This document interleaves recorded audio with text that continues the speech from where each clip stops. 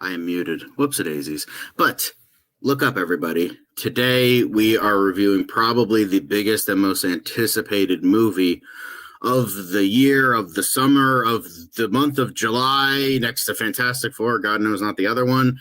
So today, if you didn't read the title or see the thumbnail, boom, we are reviewing James Gunn's Superman, and we're doing something a little different.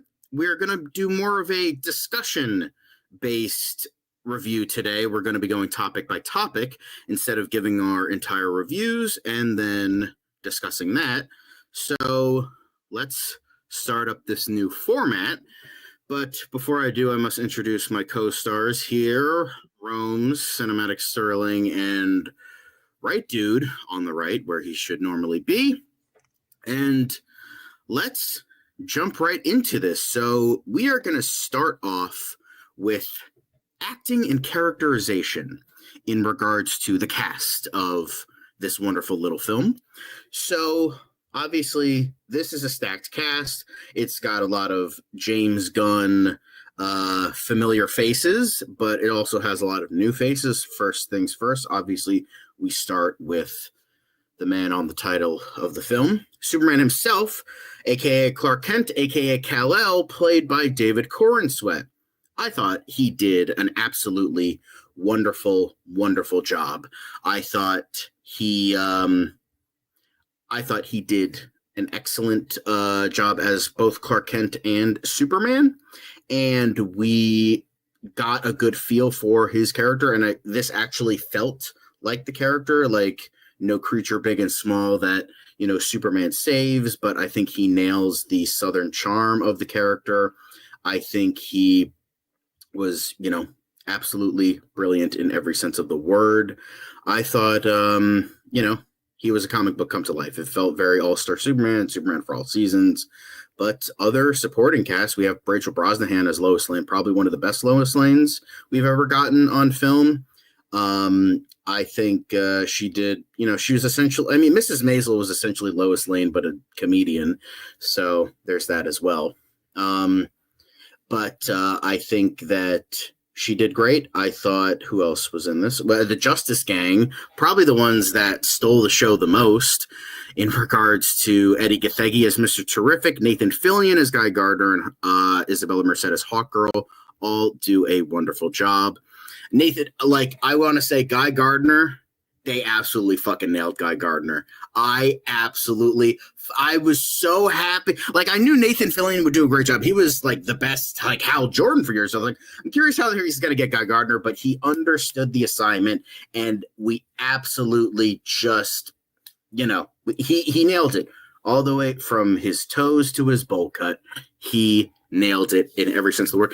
I didn't love Mr. Terrific as a lot of other people did. I'm not saying he did badly. I thought Eddie Gathegi did a wonderful job, and he definitely made up for the fact after Fox screwed him out of being the unkillable mutant by killing him. So I think he did a great job as Mr. Terrific. I thought he had the stoicism down, but also the coolness. And I like how they didn't automatically go with oh, he's a scientist, so he's dorky. I like how they didn't try to do that, because that's not really Mr. Terrific's character. And I liked how he doesn't really get human emotions all that much, kind of like Mr. Fantastic, though not much of it. So I liked that. And Isabella Merced did a good job as Hawkgirl. She didn't have much of a role, but she was still very good. The Daily Planet bullpen, Beck Bennett as Steve Lombard was great. Michaela Hoover as Cat Grant was great. Even though we didn't see a lot of him, Wendell Pierce as Perry White was awesome. Who else was there? And then we don't get a lot of Ron Troop. Christopher McDonald as Ron Troop. No, not that Christopher McDonald. Different Christopher McDonald. However, the shining star of the amazing Daily Planet bullpen is, of course, Jimmy the Rizzler Olsen. He was my favorite character throughout the whole movie. When I saw Skylar Gisondo getting cast in that role, I'm like, that's perfect casting. When I saw him, it was truncated. I agree. He hit it out of the absolute ballpark. Not only because the Rizzler stuff is comic accurate, so I appreciated that. But even then, even outside of that, I thought, he was just absolutely fucking fantastic. Like, nailed it. And then, of course, Ma and Pa Kent, I wish they were in the movie more, but they nailed it. I thought Pruitt Taylor Vince did a wonderful job. I thought Neva Howell did a wonderful job. And then, of course, we have Lex Luthor. And probably the greatest, decision in terms of a guy who auditioned for Superman, didn't get Superman, but then he became Lex Luthor. That's just a perfect move right there. And Nicholas Hoult, I thought he did a really fantastic job here. And he's probably the most menacing Lex we've ever gotten on the big screen. He does a lot of fucked up shit in this movie, and I thought it was great. He's probably not my favorite Lex Luthor. David Cornswet isn't my favorite Superman, and Rachel Brosnahan isn't even my favorite Lois Lane. But I thought Nicholas Hoult still did a wonderful job, and I feel like whenever he also, I wanted to say spoiler alert. We are doing full spoilers. I know it says so in the title, but we are doing spoilers. So if you have not seen the movie, click away now. Sorry, I forgot to say that at the top of the show. I will put a banner at the bottom because we are going to be talking full spoilers. And especially whenever he starts going cuckoo bananas, it feels more earned than, Diet Joker in BVS, I will say.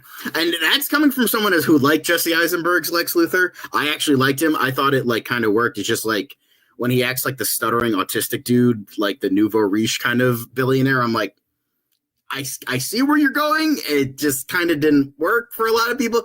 I thought it was kind of funny, and I think I kind of liked it ironically, but it was still not great. But here, when he starts going into more of Lex Luthor steals 40 cakes and that's terrible, then, I can kind of see that as well. So I'm kind of running a bit too long. I'm sorry. It's a big cast. I want to talk about everybody, but everyone did a wonderful job. And then, of course, you have our boy here, Crypto, being the worst dog possible, but still the goodest boy. So no matter what, Crypto is wonderful. I thought the cast did wonderfully, and I'm sorry that I ran a little bit too long with the cast. I'll try to rein it in a little bit more with other stuff. But again, this is a new format, so we're kind of trying stuff out. This is experimental, so let's move on to my boy Rome, his thoughts on the cast. I thought the cast was all great. There was no bad performance at all. Like John has mentioned, I thought the actor who played Jimmy Olsen, Skylar Casendo, he reminded me a lot of the actor Jimmy. I lost my train of thought. This movie was so good, I lost train of thought. Justin Wallen from Lois and Clark's Superman, because that version of Jimmy Olsen kind of reminded me of this version of Jimmy Olsen, because they both were womanizers. There were moments in that show where that Jimmy would get some information because of a girl he was talking to or getting someone's number. So there was a lot of that kind of comparison when I saw his version of Jimmy. He was really great. I thought the actor who played Mr. Terrific was really good as well. I just liked the sarcasm, sense of humor he had when someone asked him a question. He was like, "I'm a genius. I got this." You don't have to think you don't have to question him. He knows what he's doing. I thought David Cornswet was really good as Superman. I like how he was very charismatic. You could identify with him because everything he was trying to do, he just kept making mistakes after mistakes like anybody else. And I love the scene he had with Lex at the very end, where he just kind of just pour out at Lex like, "Hey, I'm not this god. I'm like you. I'm a fucking, excuse my language, but I'm a person like you. I'm gonna screw up. I'm gonna do all these different things, and nothing's gonna go my way." So I really like what David Cornswet did. I thought Rachel Brosnahan, if you watched her from Miss Maisels, she was made to play Lois Lane. She's definitely my new favorite Lois Lane. I won't say she's the greatest one, but she's my new favorite. Nicholas Hoult, he had I thought his Lex Luthor was a combination of Gene Hackman and John Shea from Lois and Clark's Superman. There's just too much Lois and Clark comparisons with this movie that I really like, with the characters and the Daily Planet, and just really focus more on the supporting role. I do wish we got more of Perry White. I do wish we got more of Otis, because Otis had a quick cameo. in the movie as well. So there's so many of the characters that was in here that I kind of wish I had more moments of, but this is more about Superman and building the DCU. And overall, I thought everybody did phenomenal. I thought Nicholas Hoult, Rachel Brosnahan were the two biggest standouts, and I don't think this movie would have been as successful as it is without Nicholas Hoult, Lex Luthor. I think that having a great villain like Lex, and having Nicholas Hoult play him, I thought he just did a phenomenal job, and this movie would not be as good without him. That's all I got to say about the casting.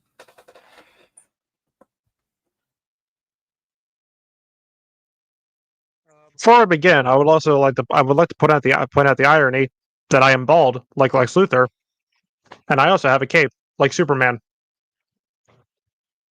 Best of both worlds. Anyway, not only did I love the acting in this movie, but I also really did love the characters. I absolutely adore David Cornsweet as Superman. I loved how we're seeing the more like the hopeful, optimistic, but still kind of struggling with his human heritage and his like Kryptonian side. Something I do appreciate with this movie is I like how, because I know like a lot of people complain about Superman constantly getting his ass handed to him. And like how the Superman's like a pussy. I disagree. It's established in the beginning that the Superman lost his first fight. So naturally, his confidence is kind of shattered. And he has to learn to bring that back up again. But I loved this characterization of him.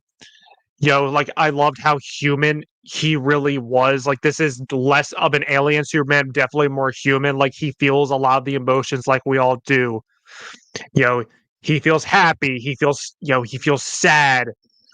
He cares a lot about what people think about him.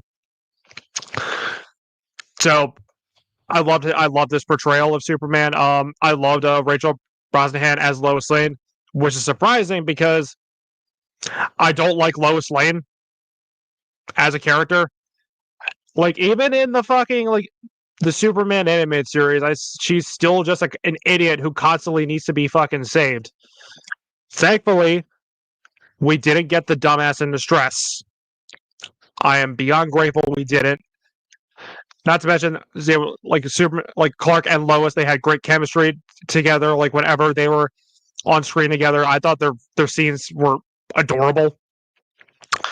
Even though I'm sick to death of seeing Lex Luthor, Nicholas Hoult is probably my favorite live action Luthor.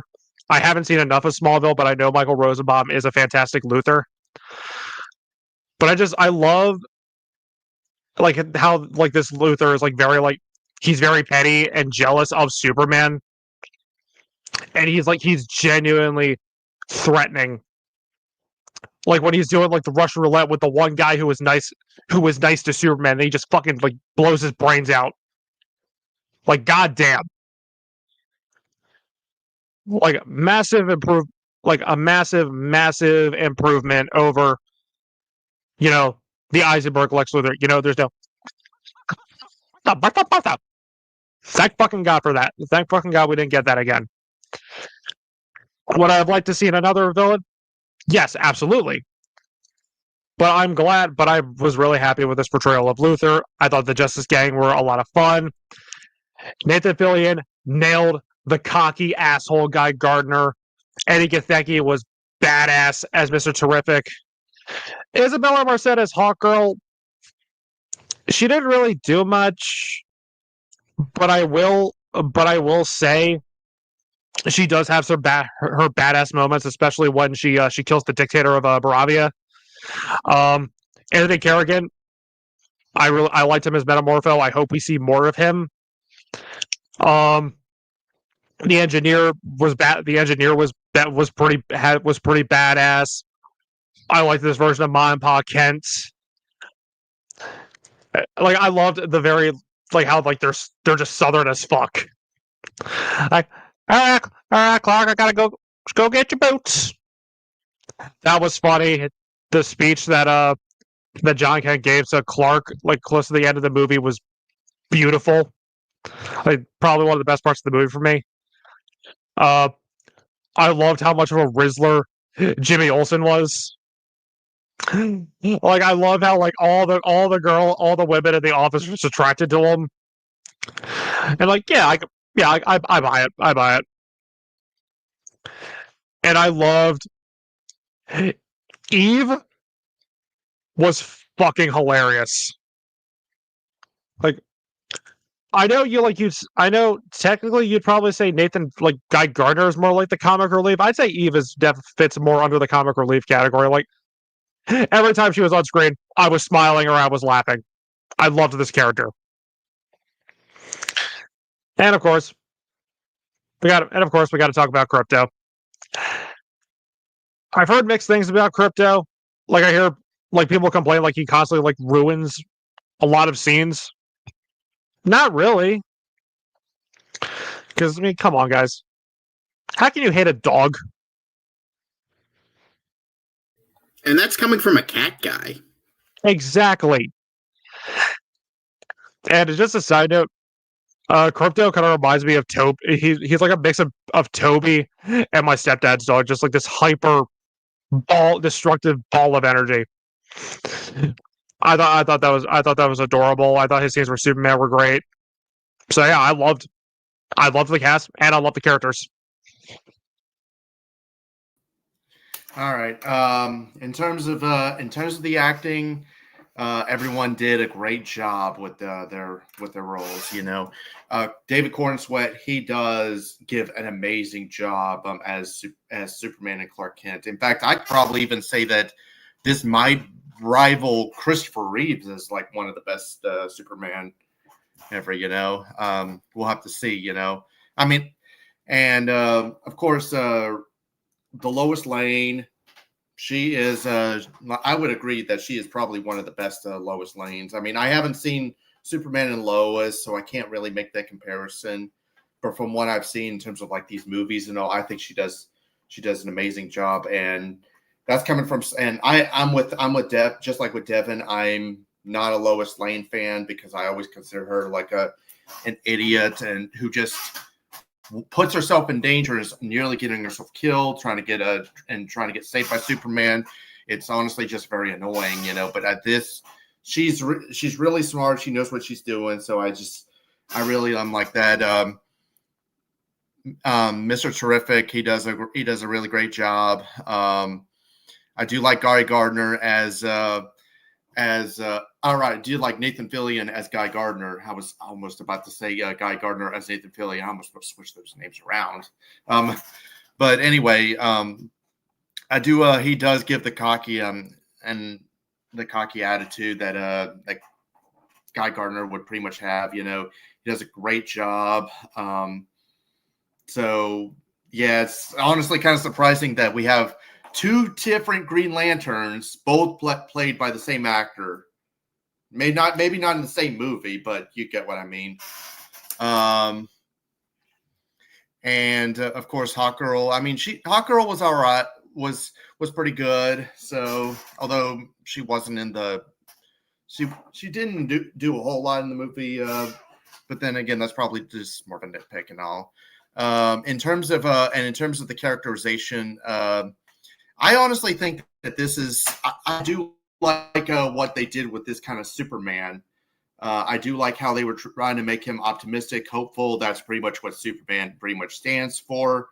Because there's even a YouTuber I watch, and he says that Superman is supposed to be bright like the day, while Batman is supposed to be dark like the night.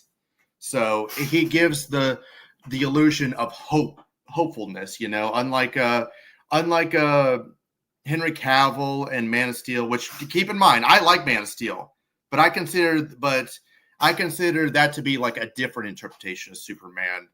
And speaking of which, let me just go ahead and because I know people have complained about how the hypocrisy with the destruction between the destruction of these two Supermans. I just think it's kind of, that's kind of an apples and oranges kind of thing, because it's like one is like inexperienced and is not sure how to actually handle being a hero, while the other pretty much has more focus on the human side and is able to understand how fragile human lives could be. And that's why he goes out of his way to save them. So I think because I remember watching there's someone I watched, I know he did a review of it, but he complained about that. But I just think that that's not really a fair comparison, because that's like I said, that's apples and oranges comparison. But anyway, I'm rambling. I'm sorry. Let me get back on track. I honestly haven't mentioned one of the best. I haven't mentioned one of the best performances in this whole movie, Nicholas Hoult. As much as, yes, I'm tired of seeing Lex Luthor the same way I'm tired of seeing the Joker in every Batman movie.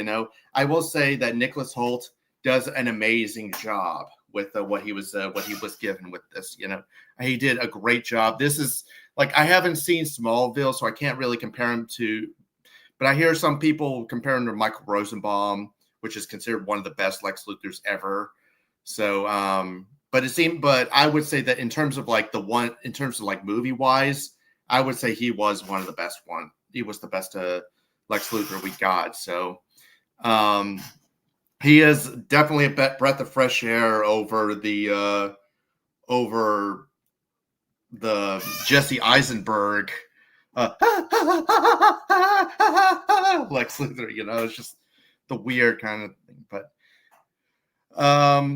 But and also, like you said, John, the Jimmy Olsen, the guy who played Jimmy Olsen was great, and I'm finally got our man Jimmy Olsen got some love, right?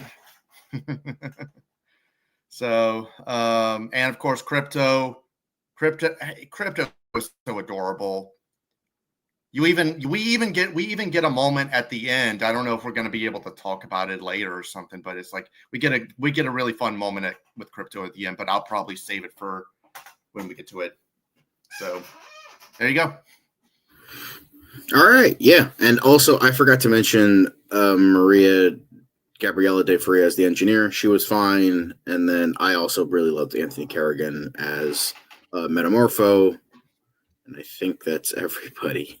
And again, Sarah Sampaio as Eve Tessmacher was also really funny. Anyway, now we move on to action sequences and set pieces. I thought the action in this movie was very unique, very uniquely shot. That's going to be a whole nother thing for later, but I thought all of the action scenes were pretty thrilling.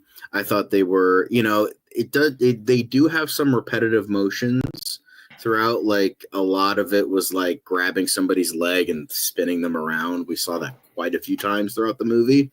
But I think all the action set pieces were good, like the Superman versus Hammer of Baravia, Superman versus Ultraman. Those are some highlights. And then I also really liked the stopping the invasion of Jarhan Pur. I thought that was really good. I thought that was really engaging.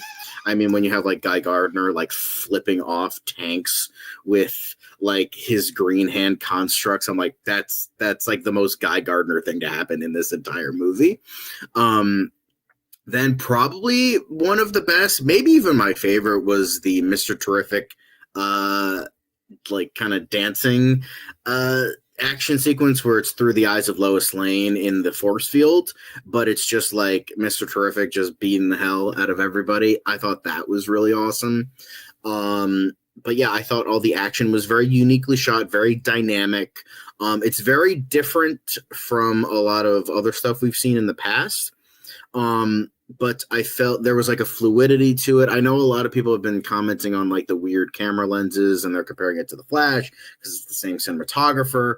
But I don't think it was as weird or as wonky as that movie, especially with the Speed Force stuff in that movie. Jesus fucking Christ. But I get why people wouldn't like it.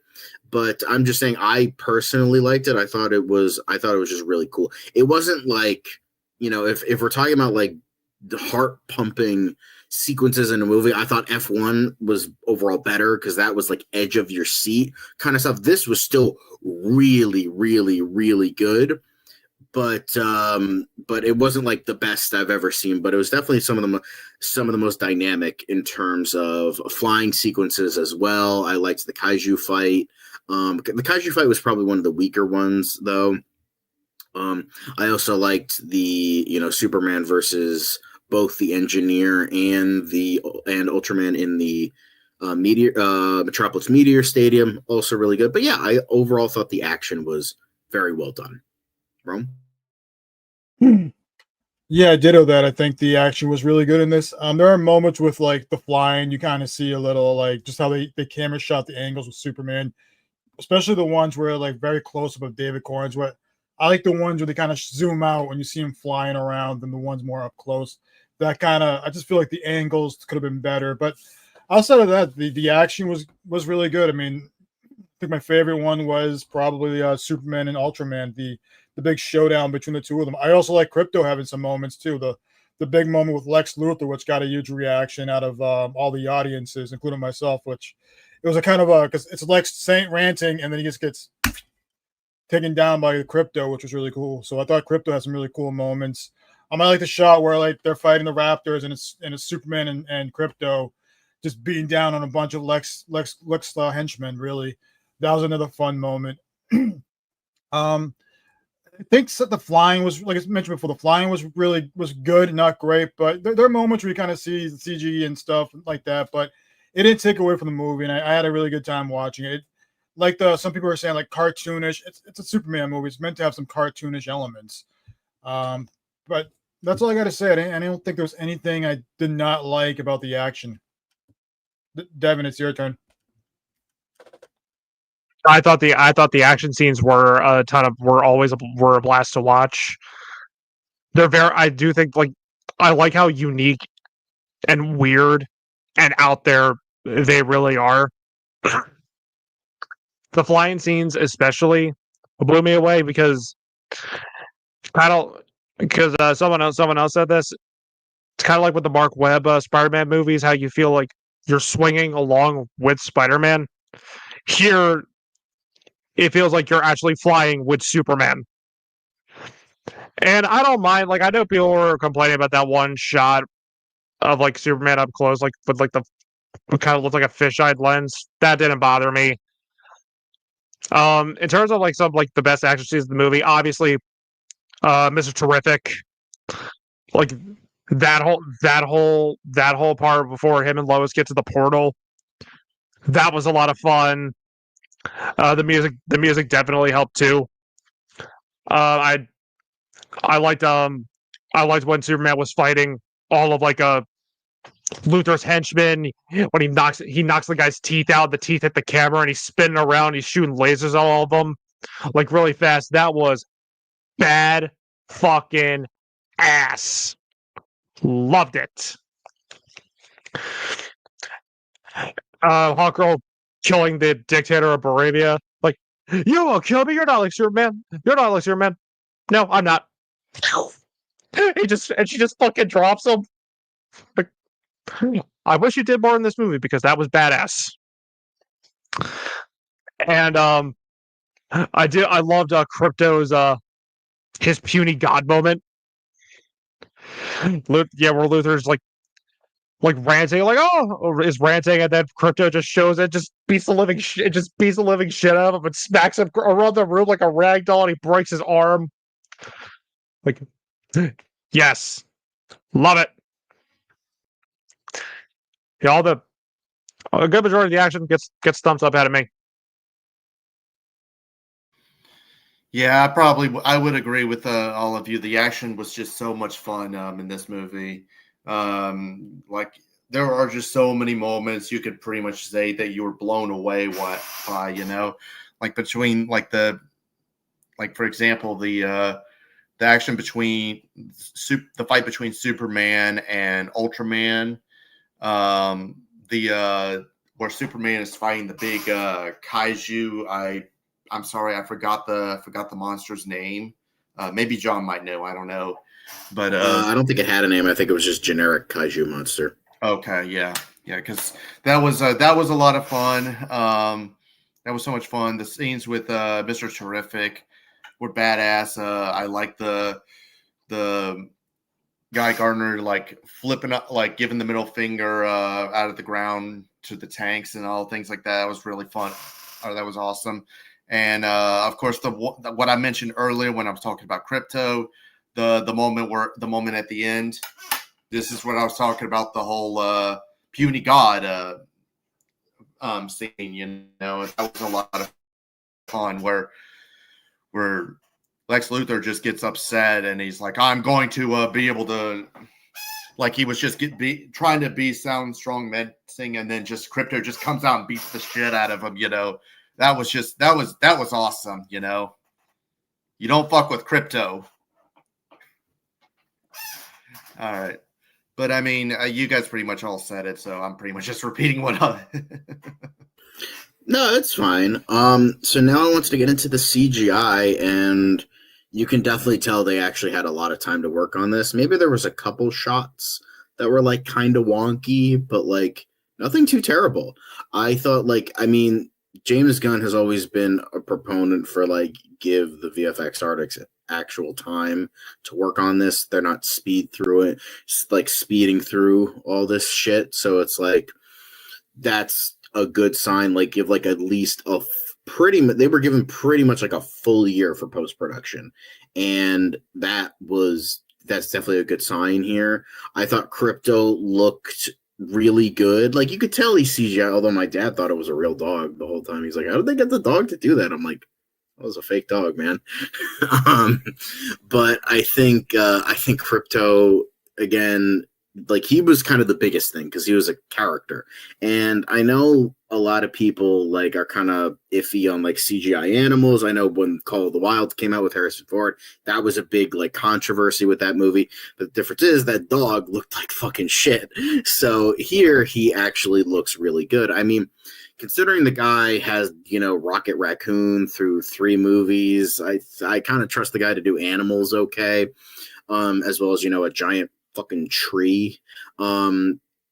So I think, I think the CGI was actually really good. Like when at the end of the movie, when it's like splitting Metropolis in half, that was awesome. That was very well done. I love the look of like the pocket universe.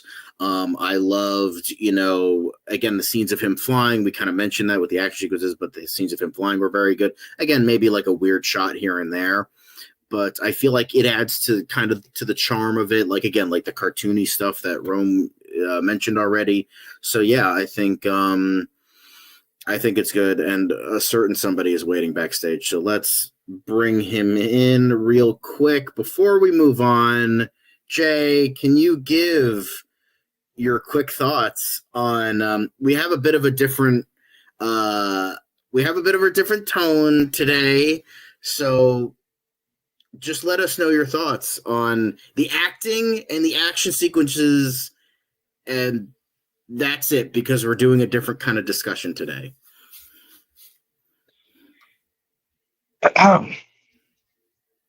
So just keep your boner down a little bit. And just talk about the acting and action sequences, and that's it for now. The action was really, really cool. I thought the action was pretty cool. I would say my favorites. I would say the best action scene to me was the Mr. Terrific fight. That was pretty cool. Because I'm like, what's Mr. Terrific going to do against these people? And then he does all that. I'm like, wow. Like, I owe you an apology, Mr. Terrific. I was not familiar with your game. I thought you were just racism. Just kidding. I'm just kidding. I'm just fucking kidding. I thought that I thought the action was pretty cool. I know I joined in a little bit late. I mean, the CGI was pretty cool. I would say the only issue is the CGI in certain places, especially with the engineer. Like you could kind of tell it was a little iffy in certain spots in the beginning, because like it when she was walking in the Antarctica, it kind of looked a little off to me. But I thought the action was pretty good. I mean, again, James Gunn does it again with the one takes. And as far as the acting, I think the acting was pretty good all around. The only thing, and I mean the only thing, and I hate to say this because I love Nicholas Hoult, but I think he was a little too, just a little too like over the top in certain areas, just a little bit. But geez, Nicholas Hoult, he hates that man. He hates that man. Literally, Hell like yeah. when he was yelling, he was like, F1, F1, F1. I'm like, bro, relax. You hate him that much? Relax. Like, but no, like I thought Nick. If I had to say like the standout performance, surprisingly, I would say the standout performance might have been Nathan Fillion. He got a laugh out of me every time he was on screen, like every single time. I thought now for David Cornsweet, he did a pretty good job. Like he did a pretty good job with his acting. I know people were complaining, oh, he was whiny or whatever, and I'm just like, okay, like sorry that you want a character who actually expresses himself instead of being, stoic and whatnot. Whatever. But that's pretty much all I have to say as far as those two aspects right now. So. All right, so let's get on with the order of the discussion. Rome, your thoughts on the CGI of the movie, and then we can continue on from there. Sure. I thought CGI was good. I mean, if there's like screen stills or screen shots, you might recognize a quick like blink if you miss it kind of moment. Like I mentioned with the stuff with David Corns, with when they zoom in on his face when he's flying, if you get like a quick still shot of it, you see the CGI or you see that he's on like wires and stuff like that. But there's another moment I think when he's like holding on to Joey while he's battling the Raptors and everything else in the Pocket Universe. If you like have a quick still shot, you'll see that he's on his green screen or screen stage, whatever. But like it didn't take away from the movie. But it's just again, that's like every movie. There's gonna be moments where like they're not gonna get everything like perfect. But overall, I thought it was really the CGI was good. I mean, I think you guys mentioned already about Crypto. Crypto looked really good on screen, and I think like John's mentioned, James Gunn knows how to like put CGI animals together. It's not like we're gonna get something from the Flash movie or from the other previous DC movies where it was just pure lazy CGI. Where this one was like they had a plan, they were organized, and knew what they wanted to show visually, and they executed it.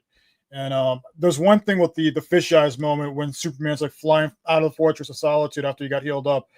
I know James Gunn said that was a shot for a commercial, but it was part of the movie. You see like a quick, like they kind of cut it out within a second because it's supposed to be a moment where you see him do that fisheye moment. So I kind of caught that. I'm like, oh, okay. Like he cut that out of the movie, which makes sense because it didn't look good on screen. So there's certain things I can definitely see why this movie was trimmed down because maybe the CGI just was not up to the standards that James Gunn wanted, and makes sense for me. But overall, I had no issues with the CGI. I thought the CGI was just fine.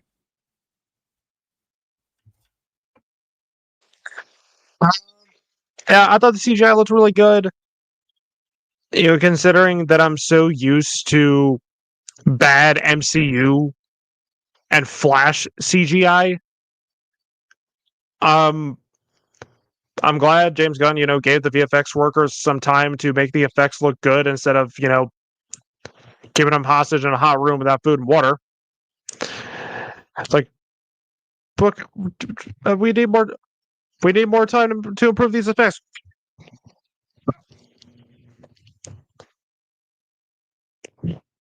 There were some times that I will admit it did look weird. One of them is when Ultraman, the Engineer, and Luthor they're attacking the Fortress of Solitude, and Luthor's just walking by like all the destruction, like one of the parts of the robot like almost smacks him in the head, and it just goes past him. Sure, why not? Does he look badass when he does it? Yes. I think that's just showing the ego of Lex Luthor, pretty much, though. That's the thing. Does it look cool? Yes, it does. But I don't know. I think the green screen could have been a little better, and I've noticed like definitely with some of the engineers, like some of the CGI with her, and I definitely noticed it like at the very like big like action scene in the movie, especially with the big fight with Ultraman. Like I can tell like especially when he's like getting like flipped around, like I'm looking at a computer generated image. But other than that, like for the most part, the CGI looked good. I especially liked all the designs of like the different like creatures and stuff. Like the Hammer of Bravia looked cool. The Kaiju monster looked really cool. Like the weird like pocket dimension was really really neat. And even like that weird like jellyfish eye thing that the Justice Gang were fighting in the background while Clark and Lois were like talking. That thing was kind of cool, and it kind of reminded me of the Imperium from the Justice League cartoon, like just that weird like tentacle thing. But yeah, I think overall, I'm glad the CGI here looked good, and we weren't given, Flash CGI.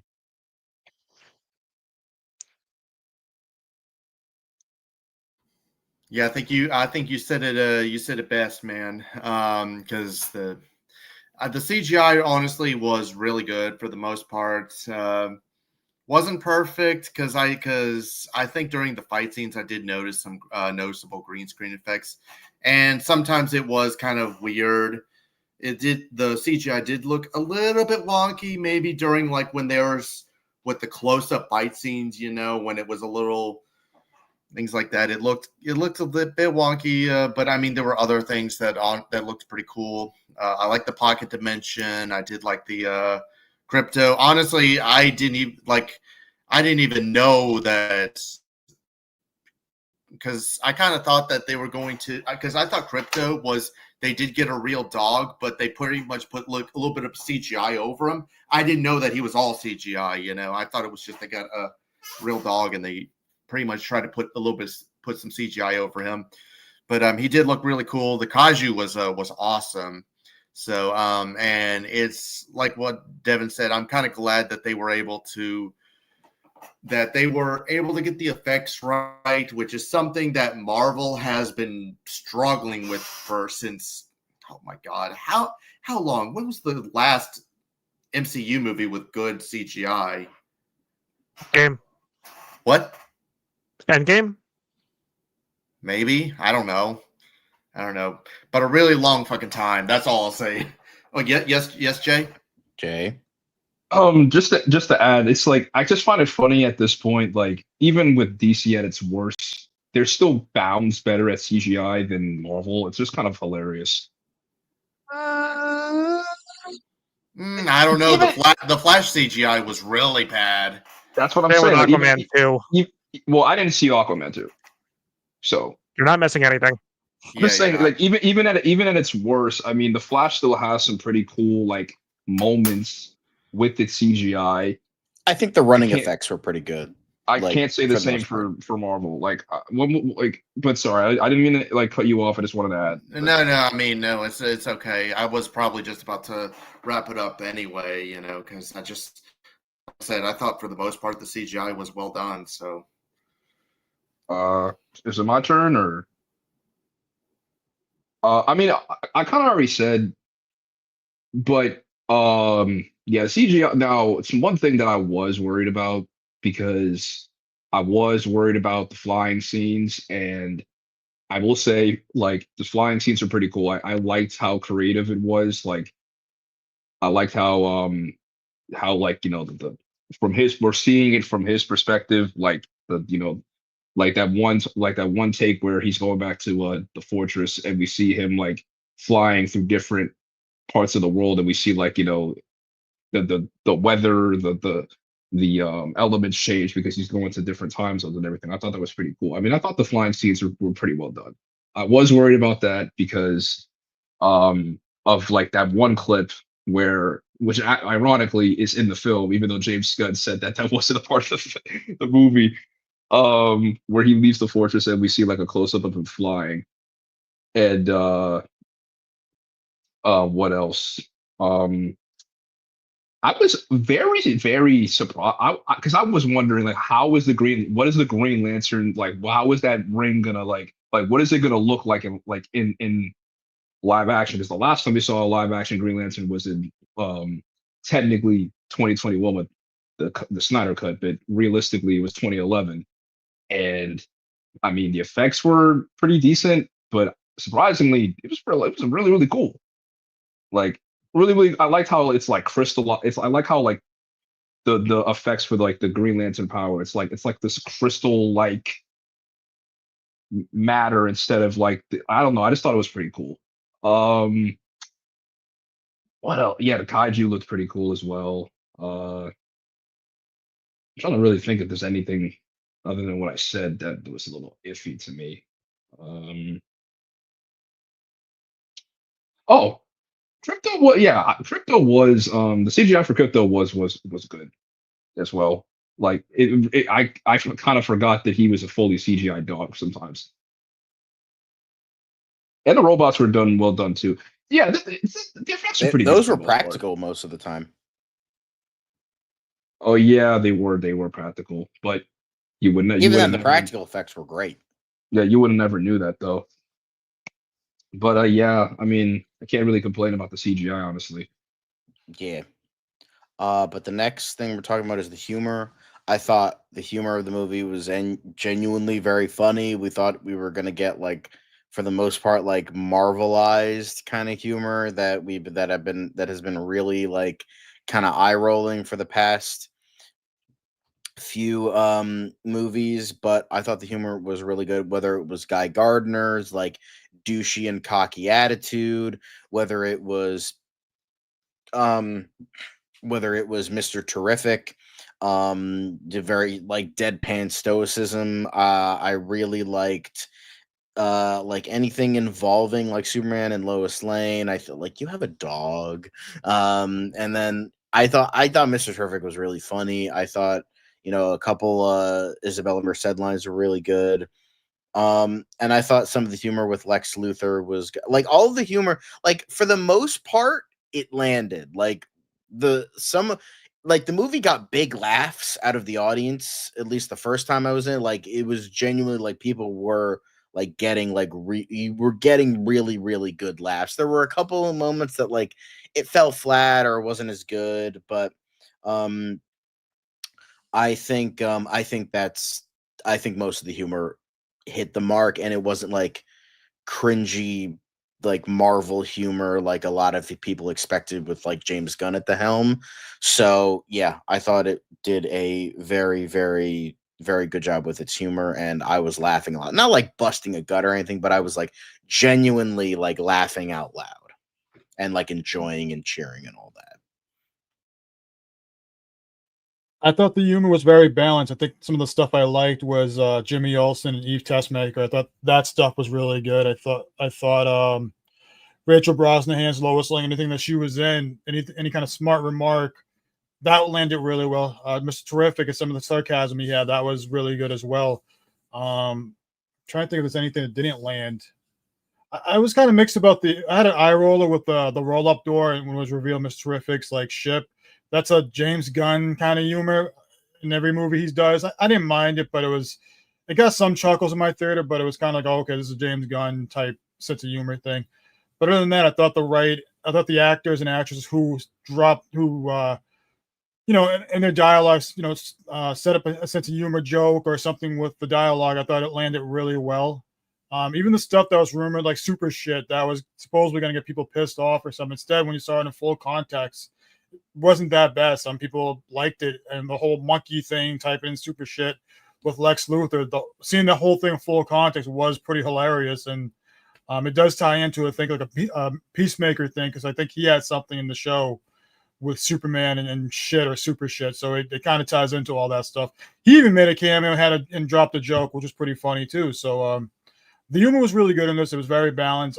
I can't think of anything that just didn't really land well. Everything was fine with me.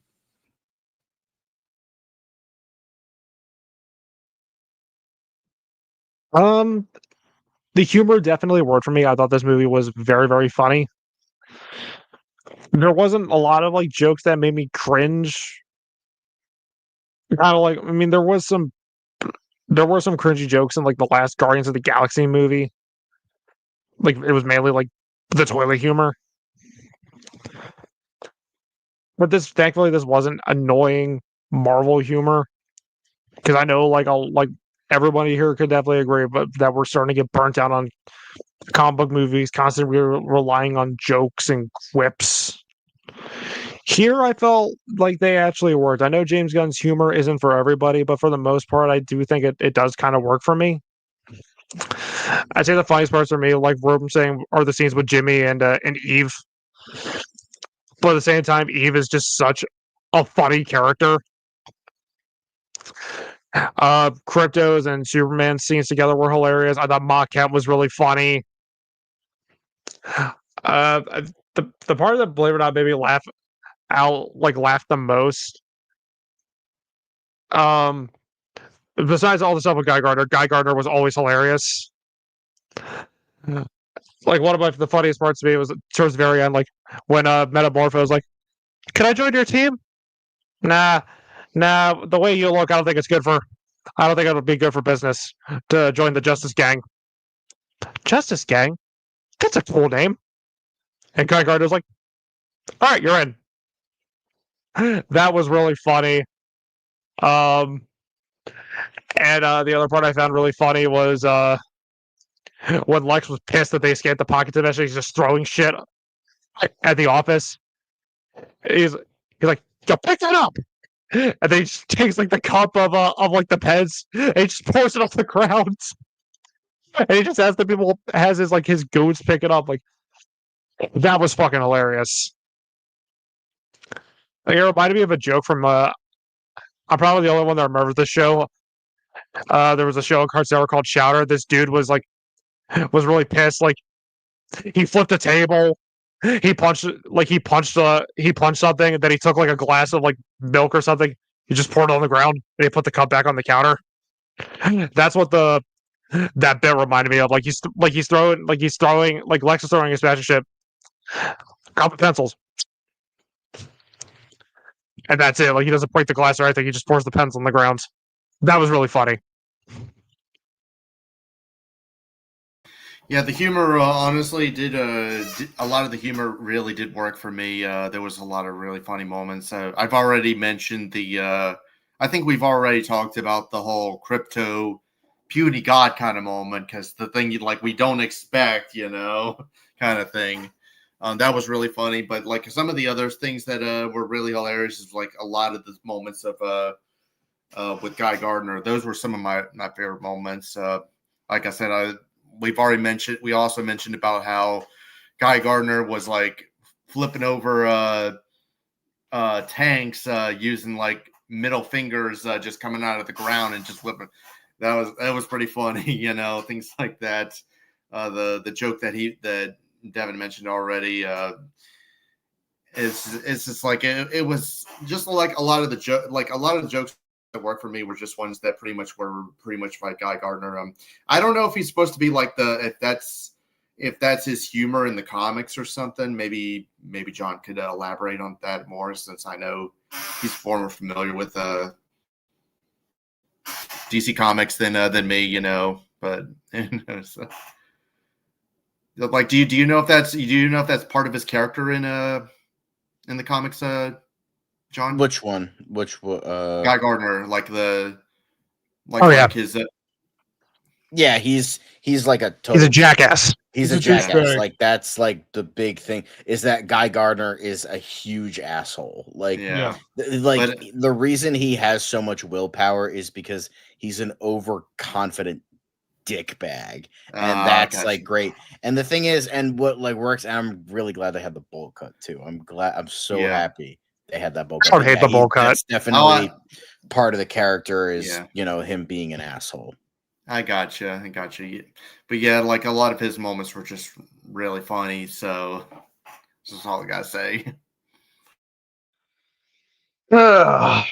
Well, dang it, right, dude. You took the word. You beat me to it. I was gonna talk about the dog, basically like pulling a Hulk because that reminded me of the puny God scene from the Avengers. Technically, we had already mentioned that scene earlier before you got on.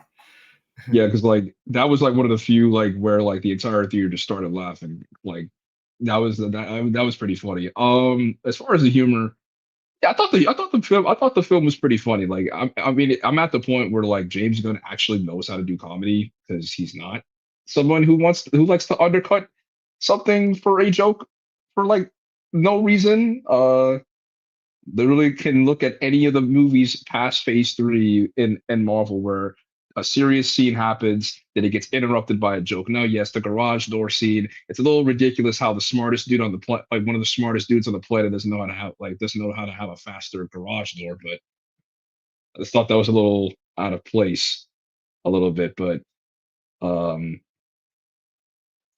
what else? Guy Gardner was clearly like he every scene that he was in was pretty funny. Jimmy Olsen as well, like it, the gag that apparently he somehow, which I don't even know how did he manage to pull that off? How did he manage to do that? Like what this man has to like have like a secret like method to pulling because I actually don't understand how he does it. But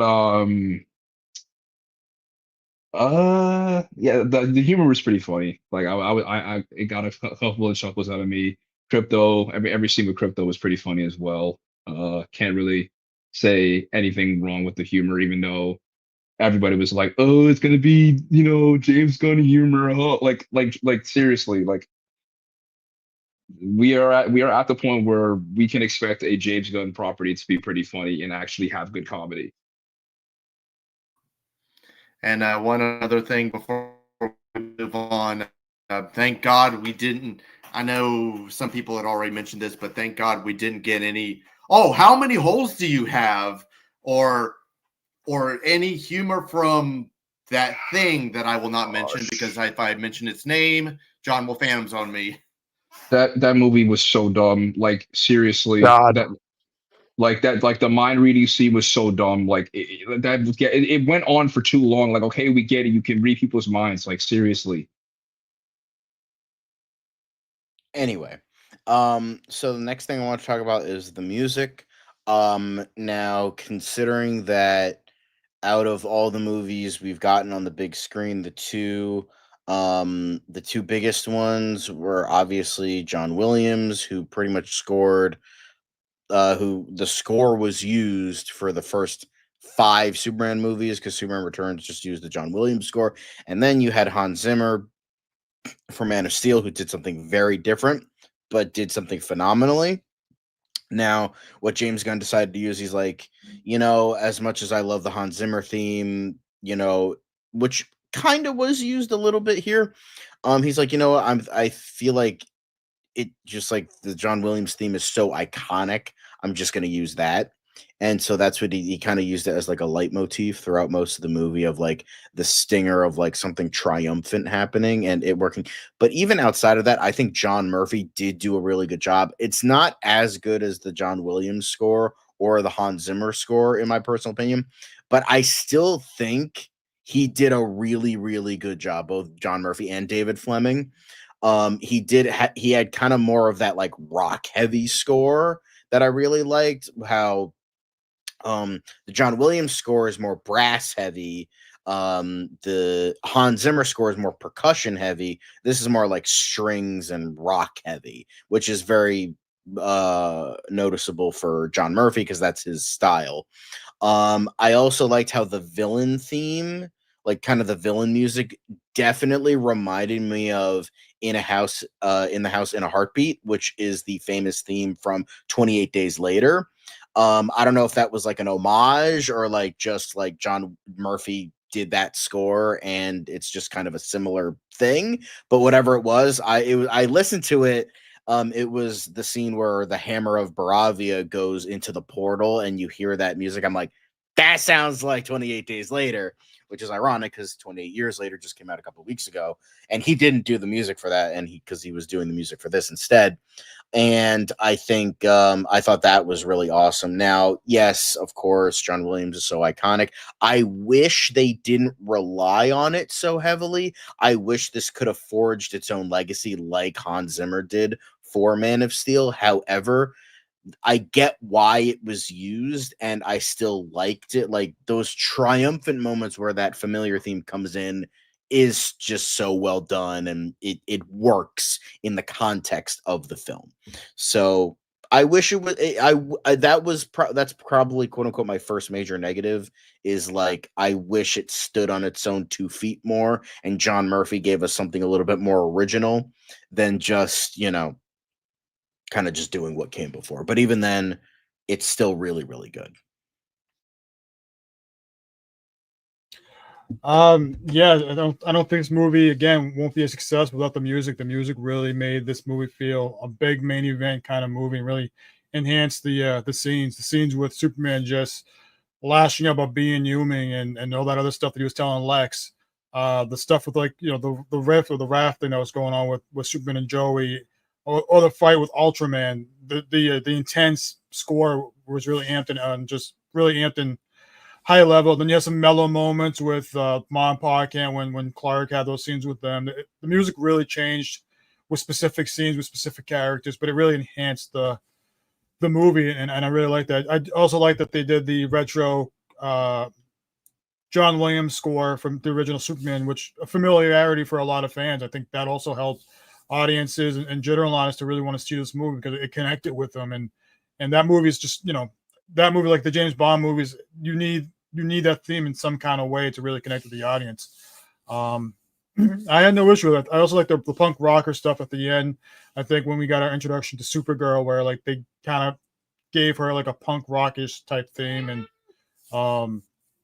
that also enhanced as well with her introduction. So I had no issue with the music, and if anything, it just made made the movie much better and a bigger scale.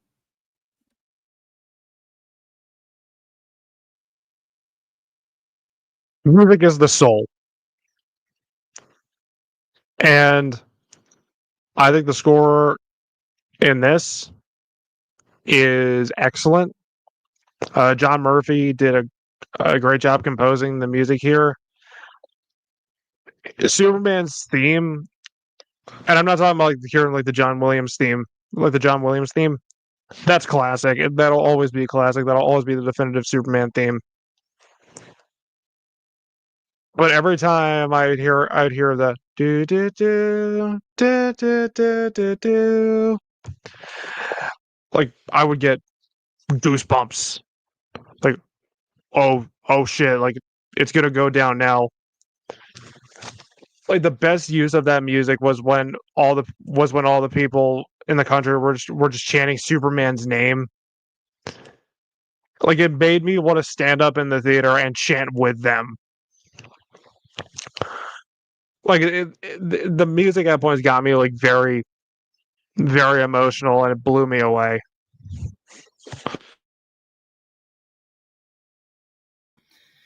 Yeah, because I think what John Murphy did with the score, he did a really great job. I know it seemed like what he was trying to do was take like the iconic John Williams score and try to elevate it more.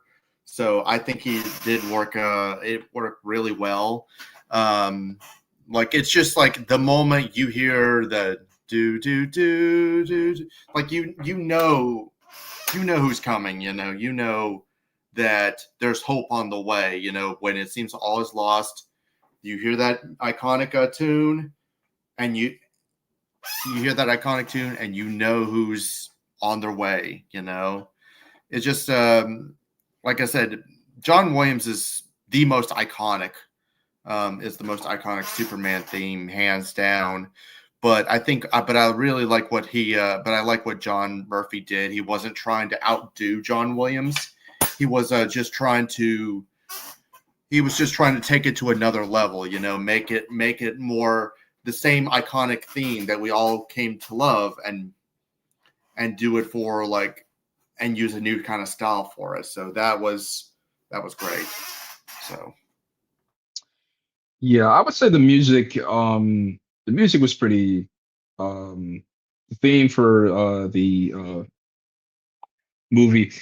I definitely would say, yeah, they played it a little bit too much at times. It's like, but it's like I get it. Like, they're paying homage to the original 1978 movie. I mean, literally the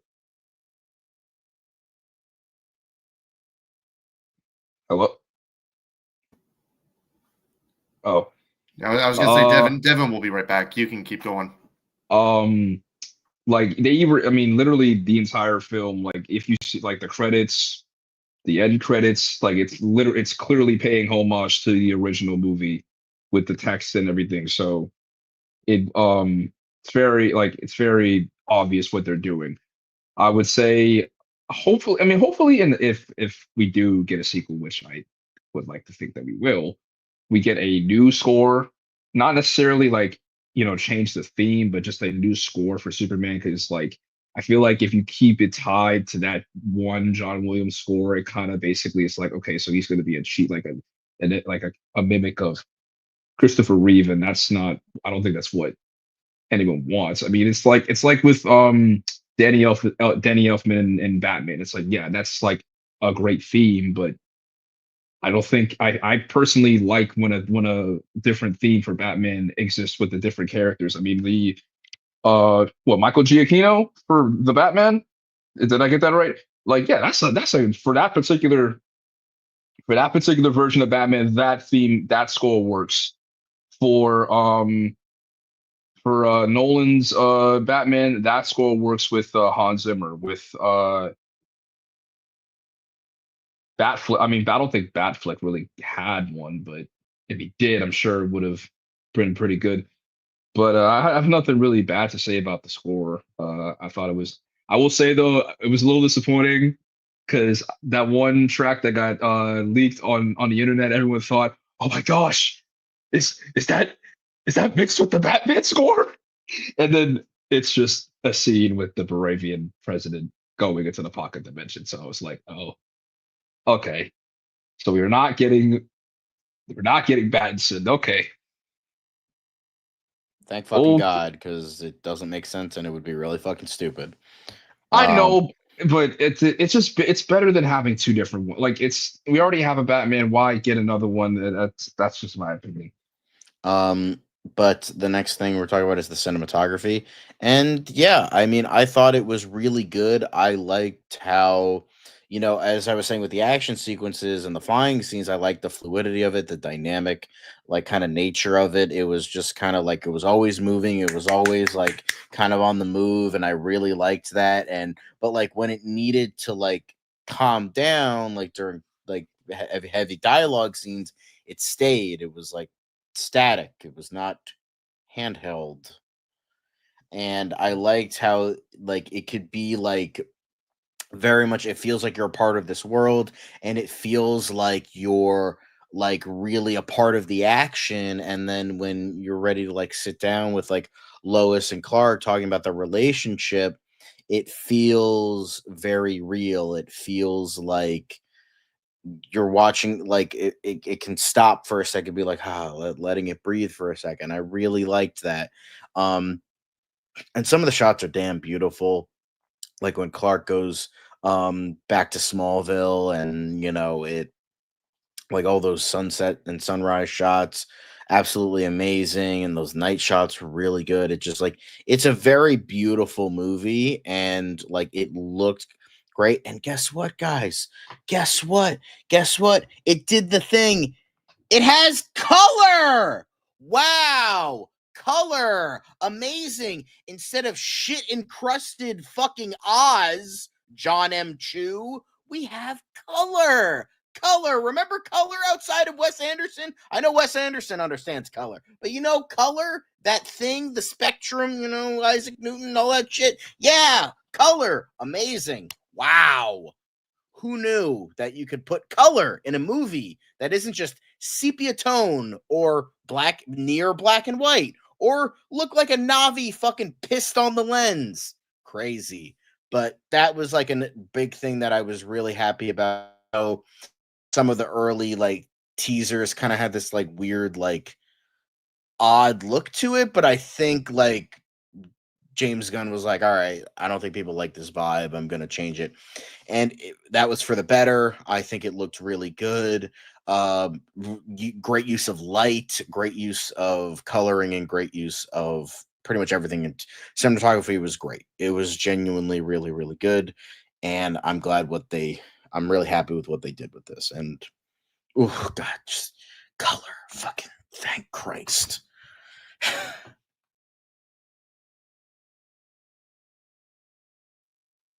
My turn, right? All right, cool. So, John, just to piggyback what you said about the lighting, I think the first trailer they had some kind of blue lighting over the scenes. There was a shot where Superman's in handcuffs walking with Rick Flag, and then it had this blue lighting, and then the next trailer they took the blue lighting off, and it just made everything much more brighter and colorful. That really made the movie look better. It just felt like you were back. You were in Metropolis. You were in the DCU. I can see why a lot of people were saying this kind of felt like watching a Justice League Unlimited episode or a DC animated universe by Paul Dini and Bruce Timm, or an episode of Lois and Clark in some form, or that inspiration. It just had a little bit of stuff that you recognize, like All-Star Superman, Superman of All Seasons, some of the John Byrne Superman, Jeff Johns Superman comic book. They did a great job making you feel like you're watching something that you're familiar with on the big screen. And it just had this big scale, big epic scale of a main event kind of movie. I remember the second trailer where they had a first 1 minute of the Fortress of Solitude with the robots. It felt like you were watching something very special and very big. And I think the cinematography was really good. And that's what I got, something very special and something very big from Superman and from DC and from James Gunn. And that's all I got to say about the cinematography.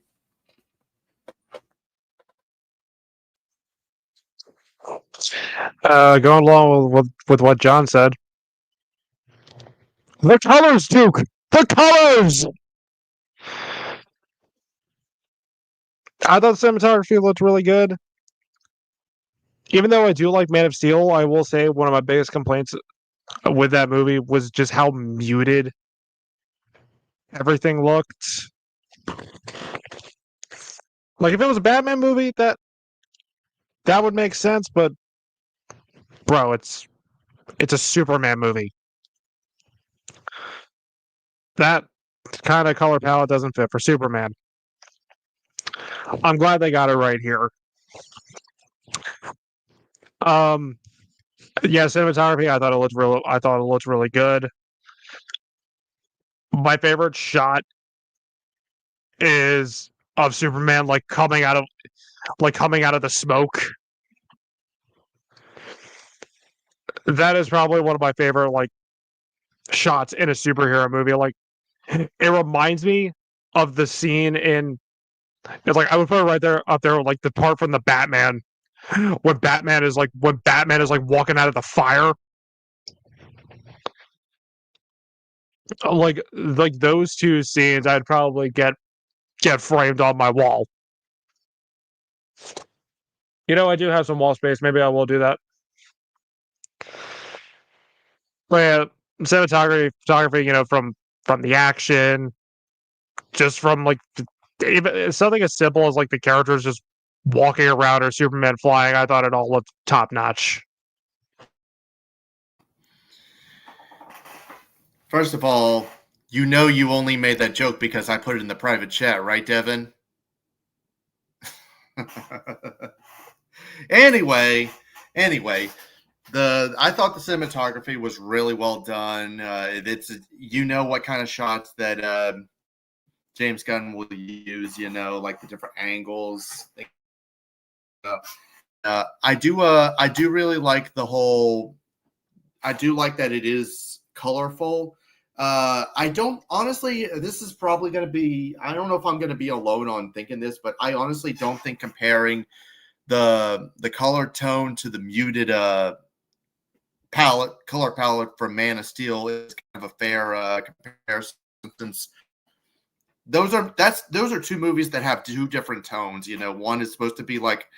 One's supposed to be more comic accurate and focuses on like hope and optimism, while the other one is a more realistic kind of Superman. You know, so I honestly don't think it's fair to compare the two color palettes. You know, but that's just me speaking though.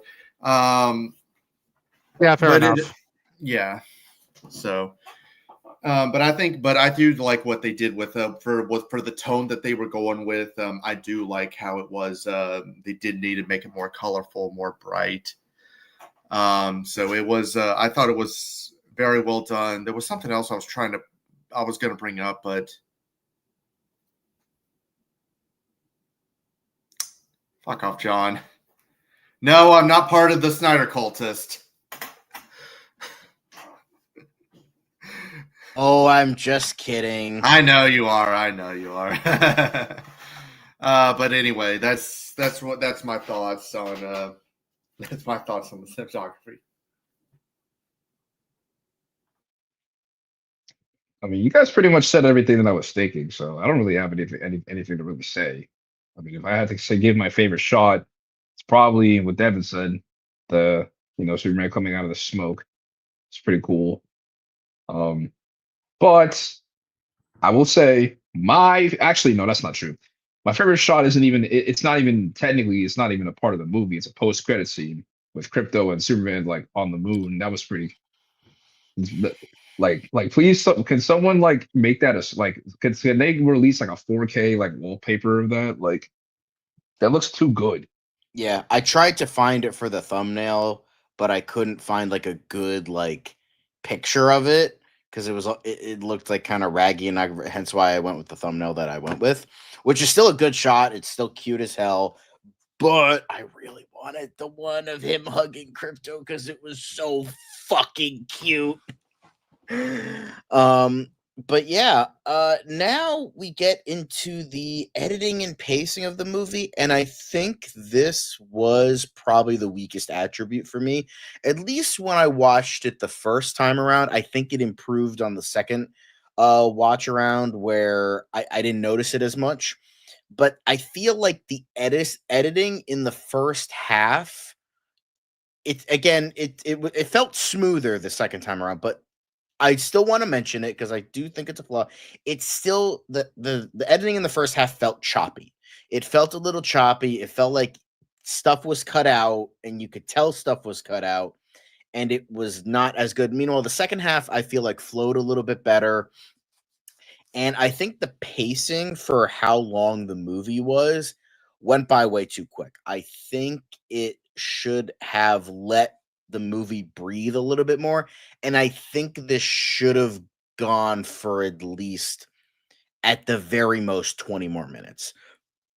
Just to help flesh out some stuff. And we're going to get into that with plot and story. But I felt like the editing was a bit choppy. But again, with the second go around, which only me and I believe Devin were the only ones who have benefited that. But because I know Rob and Rome haven't seen it for a second time yet, or Jay, but I know Rome and Rob, you're planning to see it a second time, right? I'm planning to see it next week and take my stepson Kane to see it. Right. So with that, I do think the movie improves on a second go around, but I still want to mention I felt it was still like kind of choppy, and you felt like things were it was still overall choppy. Like it wasn't bad.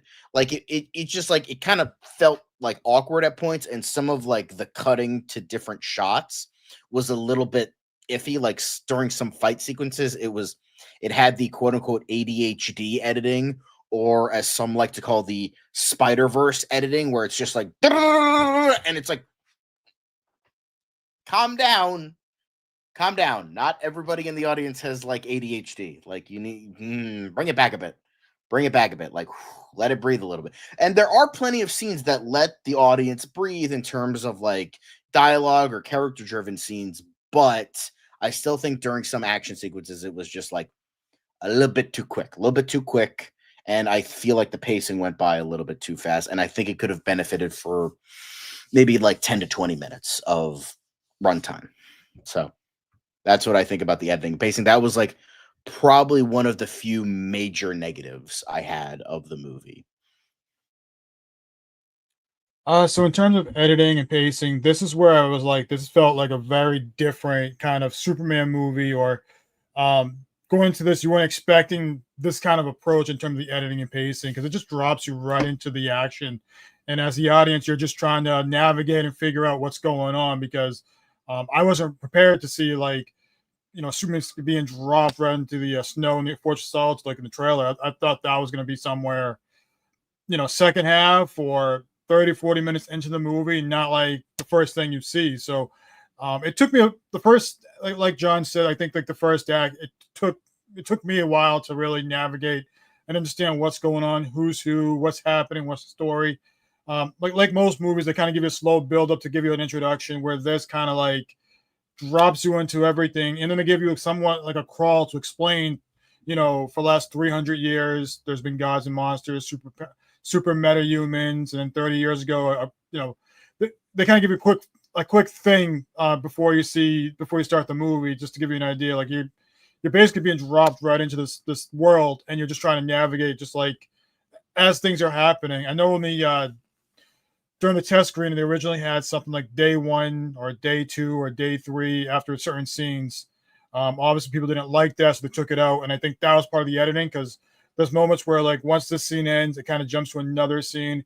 And I kind of see where, like, they were going to have, like, this day 1, day 2, or Friday or Saturday at this point. Something along those lines. They were trying to do something that just didn't really work, and they took that out. But that's what it felt very different. So for audience who are going into this, I can see where some might think it's a mess, but it's just a different approach. And I didn't mind it. I really liked it, because I wanted the action, and that's what got the audience attention hooked. Because let's face it, audience today, or the modern audience, they have a very short attention span. That's why they go on Twitch, YouTube, all those other places for like a quick 30-second video. So this was James Gunn trying to figure a way to really grab their attention span and really get hooked into this movie. And I think that's why this approach worked very well, and why it's kept getting a lot of good feedback from audiences, especially the general audience. But it was a negative in some ways, because the pace, it hurt the pacing.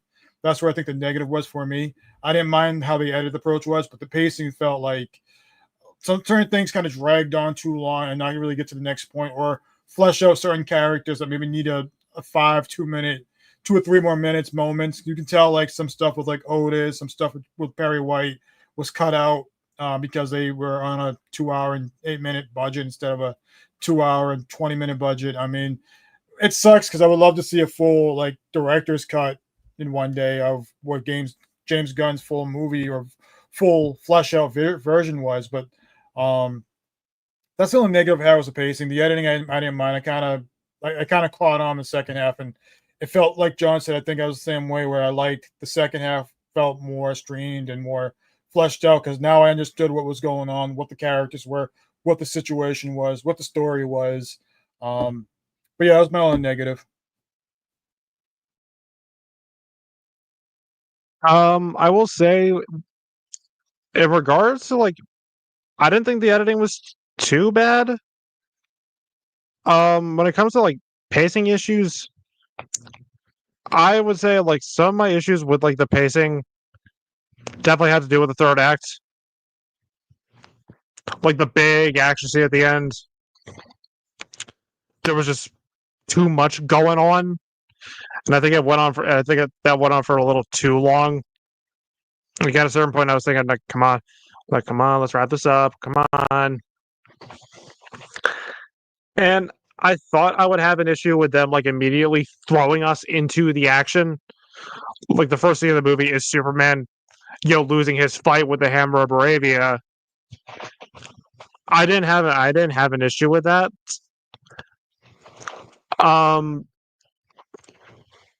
But yeah, like the pacing wasn't like a super big problem for me. And neither was the editing. I thought both worked pretty well. I just think with the third act, like in the third act, they could have been a little bit better. I would say that if I had any negatives, it would be mainly with the pacing issues. The editing, I honestly didn't. I didn't even mind all that much. I didn't think the editing was really that bad. I thought it was fine for what it was. I feel like it could have been. It did move a little too quick, and it felt maybe in parts, maybe a little bit too jumbled and a little bit too much of things going on though. But that was like probably the closest thing to a negative I have with this, because I thought it was just it moved a little too quick and just felt like it got a little jumbled at times. But that's more of a nitpick probably than anything. So, Jay?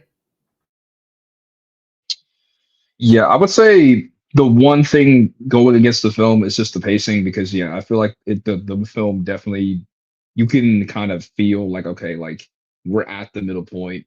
Okay, now we're at the third act. Like it does go by a little bit fast, and I think I feel like is a bit of an issue with comic book movies recently. I feel like comic book movies are kind of afraid to go over the 2 hour and 15 minute mark. I mean, Captain America was like what less than an hour and 45 minutes without the credits. The Thunderbolts was like an hour and 50 minutes. Like the Fantastic Four, I think is under 2 hours. I just like what is the issue with doing 2 hour like having a 2 hour and 15 minute movie? It's not killing anybody. Because there are certain characters who really didn't get a lot of time to shine or didn't get a lot of screen time. Like we only saw Perry White for like 3 scenes max. Or with I'm not talking about mainly the side characters. I mean, we saw Cat Graham for like or Grant, I think that's her name. Cat Grant for like a maximum maybe 2 minutes. I mean, I'm not saying we're lining up to watch a movie with Cat Grant is like a big character, but like they introduce these guys, and it's like it would be nice to see them live for a little bit longer than just like the time they had. Because like when we got to the part where Lois and Jimmy Olsen are going into Terrific's ship, it's like okay, Olsen and Lois I get. But why are these two random people who we barely know are going on this ship? And then with Perry, I mean, Perry it makes sense, but like we barely seen it. We barely saw him in the film. And I was wondering if the Justice Gang, I guess that's what we're calling them, the Justice Gang was going to be overcrowding the movie, but they were honestly in there for a decent amount of time. It didn't really overshadow Superman or take over or anything. It was they were using a reasonable amount, and like expected in the beginning, like before the movie came out, Terrific was clearly the one that was used the most. And I honestly that there's a good choice. I would say the film was a little too short. And the final, I had no problems with the pacing. I just think it really could have been better if we had a longer film and fleshed out a little bit more like plot points, which I'm assuming we're getting to the plot soon. So, what the heck is going on? Where's everyone going? They're coming back. They're just off screen for now. Yeah, like now I'm probably gonna watch this movie again because like I feel like I'm a little. My apologies for not giving enough stuff. I just like stuff like fresh out of the film, like the theater. So like I thought I would need like a day to like really like think about everything, and I'm probably gonna go and see it again. But that's pretty much my thoughts about like the pacing because not bad, but definitely could have been a longer film. Yeah. Next, I wanted a quick thing about the costumes. I thought the costumes worked in the context of what each of them was. Like for Superman, I like the colors. I love the trunks. I like the Kingdom Come logo. I like the overall vibe of the boots. The only thing I have said multiple times in regards to the costume that I don't like the collar. I don't like the new. I hate the new 52 suit. Outside of the logo, it's ugly. It's stupid. It's militaristic. I don't like that. Then I think the cape not being tucked into the collar is like off. It's like tucked into the shoulders. I get why, because maybe it's like better like for like a purpose rather than like aesthetics, but it just looks weird to me. And then I'm just gonna say this: I fucking hate the lines. I hate the over designed like lines that like I feel like everybody's doing. Like I get like some costumes are a bit ridiculous, but like for like Luke Cage, it's like I look like a damn fool. Like I get that. Like sometimes stuff looks ridiculous and you got to make it work, but like what is with the over designed lines thing? You're just making like possibly cool costumes into like really ugly shit. Yes, Jay. Because because overly simplified suits are better. Because screw simplicity. I guess so, but like I don't know, it just like looks awkward to me. Like the fucking like AI suit that got leaked honestly looked a lot better than this suit did. There was Yeah. like a suit that was like, oh look, this is the suit, Oh, and yeah, I remember that. it was like the AI suit, and it just didn't look like. It's just like Alex Ross is right there. Like just look at that, and you have like every perfect suit you could possibly imagine. Um, but yeah, but I think I know there was a lot of hate for the Justice Gang suits, but like it works because it's like a corporate fucking thing. So like of course they're like weird. I mean, Mr. Terrific looked good because that actually looks like his suit in the comics. So it worked. And then meanwhile, for Guy Gardner and Hawkgirl, they made it so it was like a corporate kind of thing because there you could see like the Lord Tech and all that shit. And I think that worked. And then all the other costumes, like Lois Lane had a lot of purple. That was great. Skylar Gisondo had like the kind of nerdy look, but like it still like worked still worked in like a modern setting. I liked how Perry White and Cat Grant and like Steve Lombard all looked. That's more like makeup and hairstyling, but I thought, just like Lex Luthor with the suits, perfect. When he's in the meeting showing off Planet Watch and he has that like fucking pinstripe suit, I'm like, that's fucking Lex Luthor right there. When Lex Luthor is wearing like the 3-piece suit with the pinstripe, that is like the most Lex Luthor you can possibly get, and I loved that. And then I liked for what little we saw of it, as we know, this is spoiler warning. When Supergirl comes in at the end of the movie, I did like her suit because that had like a similar vibe. I like the old school style of the boots, the skirt, and all that. So yeah, that looks great. Crypto with his little cape and collar, brilliant. But yeah, I think the costumes were good. I think like even though I don't love like the Justice Gang costumes outside of Mr. Terrific, I get why it's there. I think they just need to simplify Superman suit, and then you'll be golden. But yeah, I thought, and then of course, like even though Metamorpho, it's his skin, not really a costume, because he's kind of just wearing basketball shorts. But like that practical fucking like suit that Anthony Kerrigan was wearing, it looked so I'm so glad he didn't go with CGI for that. It looked so good practically and just like absolutely. I like all the like. I will say I like the designs on his head. Again, that's not really comic book accurate, but that looked good. And yeah, that I really liked. So that was like the big all-star thing for me personally. And I do love Eve Tessmacher's like ridiculous outfits. Engineer was kind of boring, and then Ultraman, I get why they looked like that, but like kind of boring, but like that's kind of the intention. It's just like plain. But yeah, overall still very good costumes with the exception of Superman. I don't know why, but the like yeah the scene where like Luther is like talking about like his plan and everything and seeing Ultraman stand in the corner. I don't know why, but it gave me major Black Noir vibes. Just him standing there, like just standing there and saying and Not doing you, nothing. Black Noir. You're doing great. Anyway, Yeah. Rome, you're So I thought the Superman suit was just okay. It could have been done much better. I get like I do like that it took a lot of inspiration, like from New 52, Kingdom Come, Christopher Reeve with the bright colors, and some other like things to make it look feel like Superman. I know David Cornsworth said that for him to really believe that he was Superman, he just can you guys hear me okay? All right, cool. I don't know, felt something weird with my microphone. He said something along the lines that the suit looks ridiculous because it helps kids not to be afraid of him. So I got that point and it made me go, okay, he gets the character great, but I know Gunn has also said that in the future we'll be seeing Superman wear a different look or a different kind of updated costume. So it's not like he's gonna be wearing the same thing from the next movie. So that's also great news to hear. At least he's hearing what the fans are saying about the look of Superman and I like the traditional S. I didn't mind.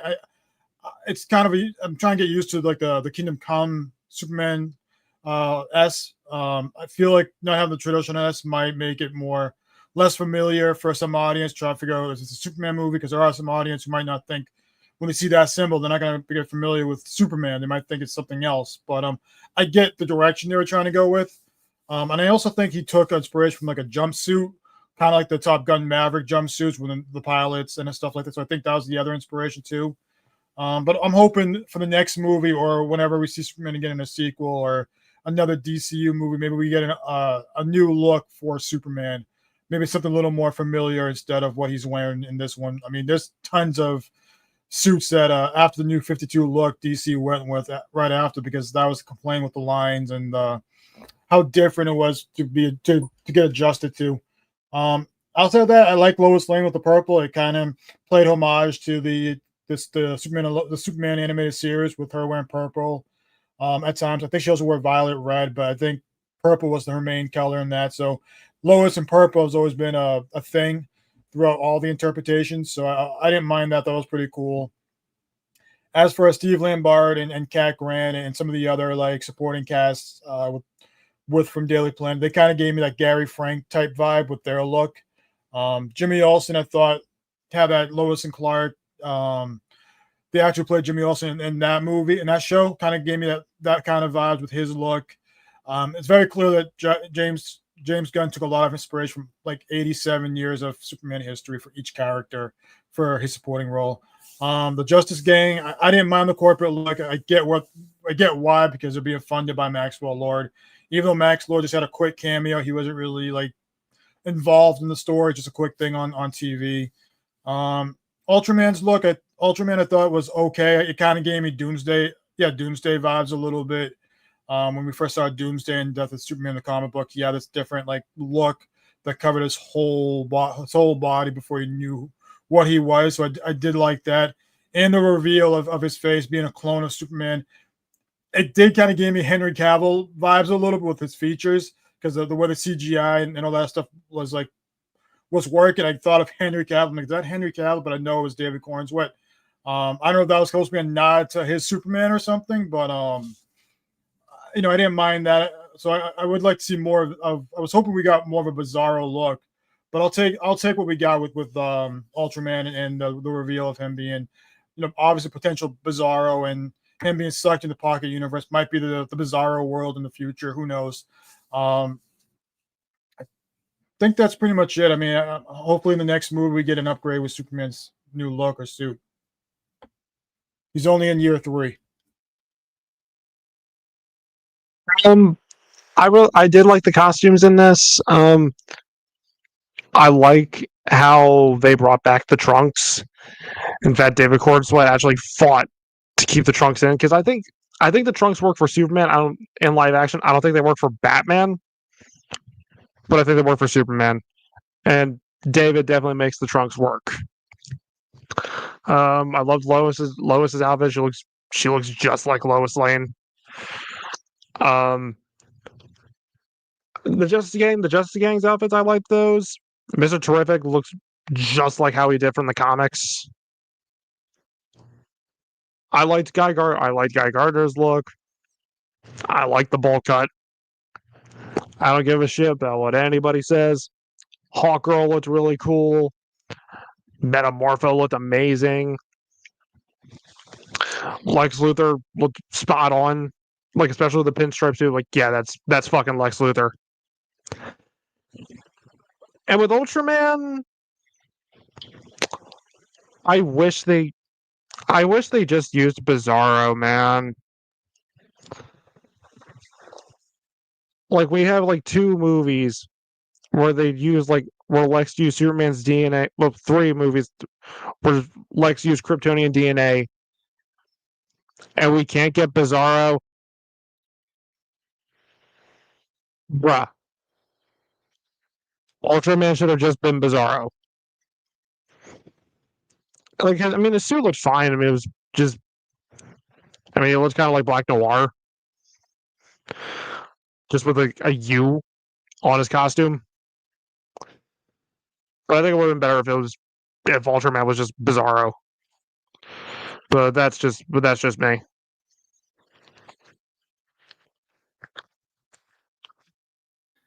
Okay. In terms of the costumes, I thought the costumes worked really well. I really liked Guy Gardner's design, his costume. I do like the bowl cut, and thank God we got a Green Lantern looking costume. That's not all CGI. I'm looking at you, Green Lantern 2011. But anyway, I do like that. I like what they. I do like the costume design for Hawkgirl. She looked she looked awesome. I did like, and of course, Superman. He is iconic. I know they did take a lot of inspiration from like the Christopher Reeve Superman, and they did update the S. I did like how they updated the S. You know, they still kept it, but they kind of like updated it. You know, I did like that. There were moments I did notice. I don't know if it's just me, but it was just like maybe a few shots where it felt the costume looked a little. It looked a bit. This is maybe just like the tiniest nitpick, but it's like I don't know if you guys noticed, but it was even in the trailer how there was a bit of blue that was pretty much right in the S when there's not supposed to be any blue in the S, you know. But it just, I mean, it felt a little bit off, but I mean, then again, that's just like a very tiny nitpick. So, but other than that, I thought the costumes were really well done. So.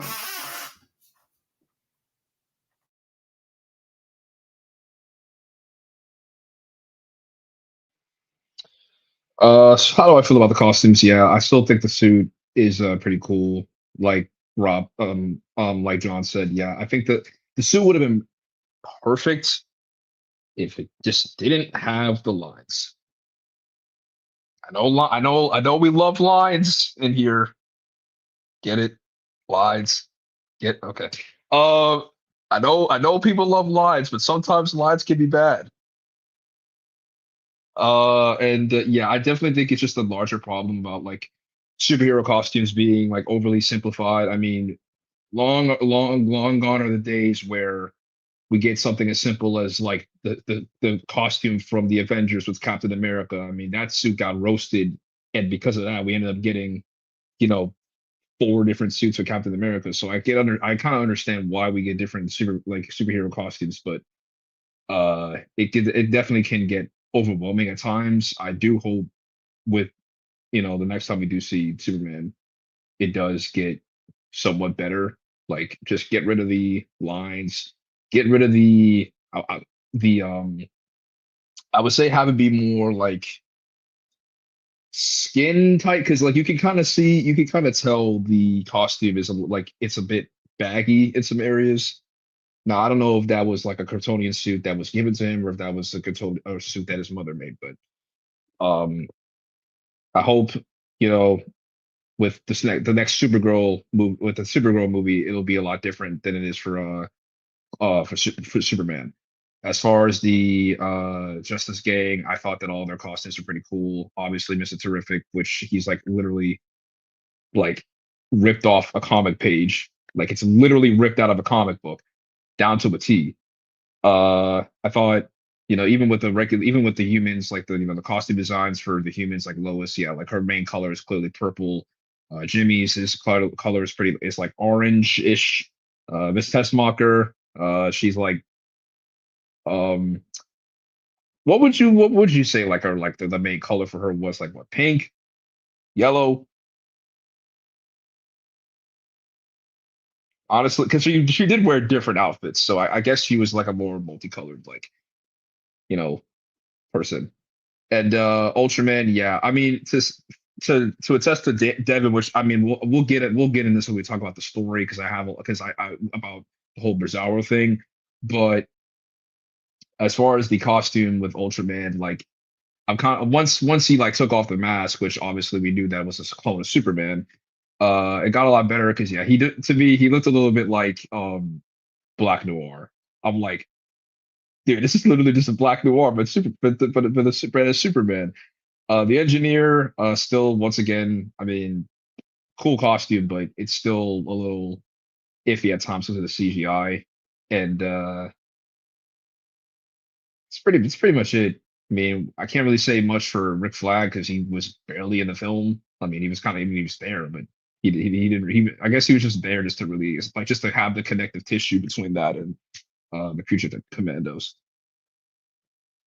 Well, and then eventually Peacemaker, because he's essentially the main villain of that Yeah, season. yeah. Which, by the way, like Peacemaker's on the TV, like, bro, you better get in the hide. Like, Rick Flag's coming for you, bro. I love that part. Like he's like, Oh, I both times in the theater that got a big cheer. But yeah, now we get into the biggest part is plot and story. Now I thought for the most part the plot was very good.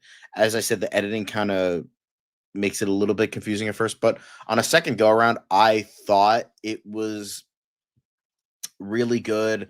Like you clearly have this guy who's very human trying to like find his place in the world, having that kind of stuck between like his human heritage and his Kryptonian heritage. And it really works in terms of that. And I really liked how like the Lois Lane and Clark Kent relationship was a little messy. It's been only going down for 3 months. I don't know what the obsession with three is. I don't know if that's more like religious symbolism. I don't think I'm gonna go that far, but very interesting how it goes with threes. But I think I really liked that. I like how even though they had a fight and it's weird and awkward and they don't really know how to do this. Like Lois Lane is usually pretty closed off. Superman is like too quote unquote too trusting, too loving. So they got to find like a um kind of like a interesting balance between that, but then they realize there's something deeper here. They love and care about each other, and I think that like throughout most of the movie with Lois Lane going after Superman while she's kind of in denial that it's like, oh, it's for the story of what's happening with Lex Luthor and Bravia and all this other and Jahanpur and all that stuff. I guess so. It's really because deep down she knows she loves Clark and wants to find him and help him. I like how she knows his secret. That is definitely like, thank God, no kissing and having your mind wiped somehow for some reason. So yeah, awesome, brilliant, great. I thought that was awesome. I like the Justice Gang, how they were kind of more anti-hero-ish, and how it was like the contrary to Superman's like overwhelming kindness. And I like how James Gunn doesn't frame them as like villains or even antagonists. Sometimes you do need to get down and dirty to really do things like how Hawkgirl kills the president of Baravia and how, Mr. Terrific kills the kaiju. Sometimes you do have to do that. Not saying those things are wrong, but sometimes you need that balance of overwhelming kindness to like make sure like it's right and feels right. So I like how James Gunn didn't make that like overwhelmingly like, oh, like Green Lantern, yeah, fuck this guy, fuck this, nothing like that. They're still good people, good guys. Honestly, they're not even anti-heroes. They're just have a dirtier way of doing that, and I really liked how they didn't show them as like bad guys. I really liked that. I like the Daily Planet bullpen stuff. I like Jimmy Olsen and Eve's like back and forth. My boy Jimmy just getting not just the Poot Nanny, but like the um just like kind of just getting respect, like because a lot of people forget, like I know people are kind of hung up on the idea of like Jimmy Olsen being a dumbass in distress, but like that was like back in like the 40s and 50s. He's been able to handle himself for the past few decades. Like, give my man some respect, and luckily they do so here, and I really liked that. And then he's kind of the core reason as to why like they were able to like actually have Lex Luthor go to prison.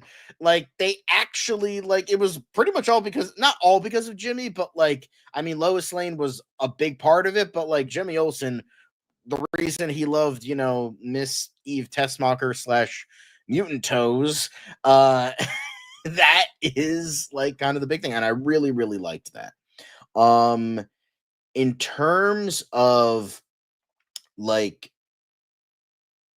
the biggest thing, and I think the biggest negative for a lot of people, some hate it more than others, but this is kind of the ongoing negative for a lot of comic fans, is the fact that they turned Krypton into the Viltrumites.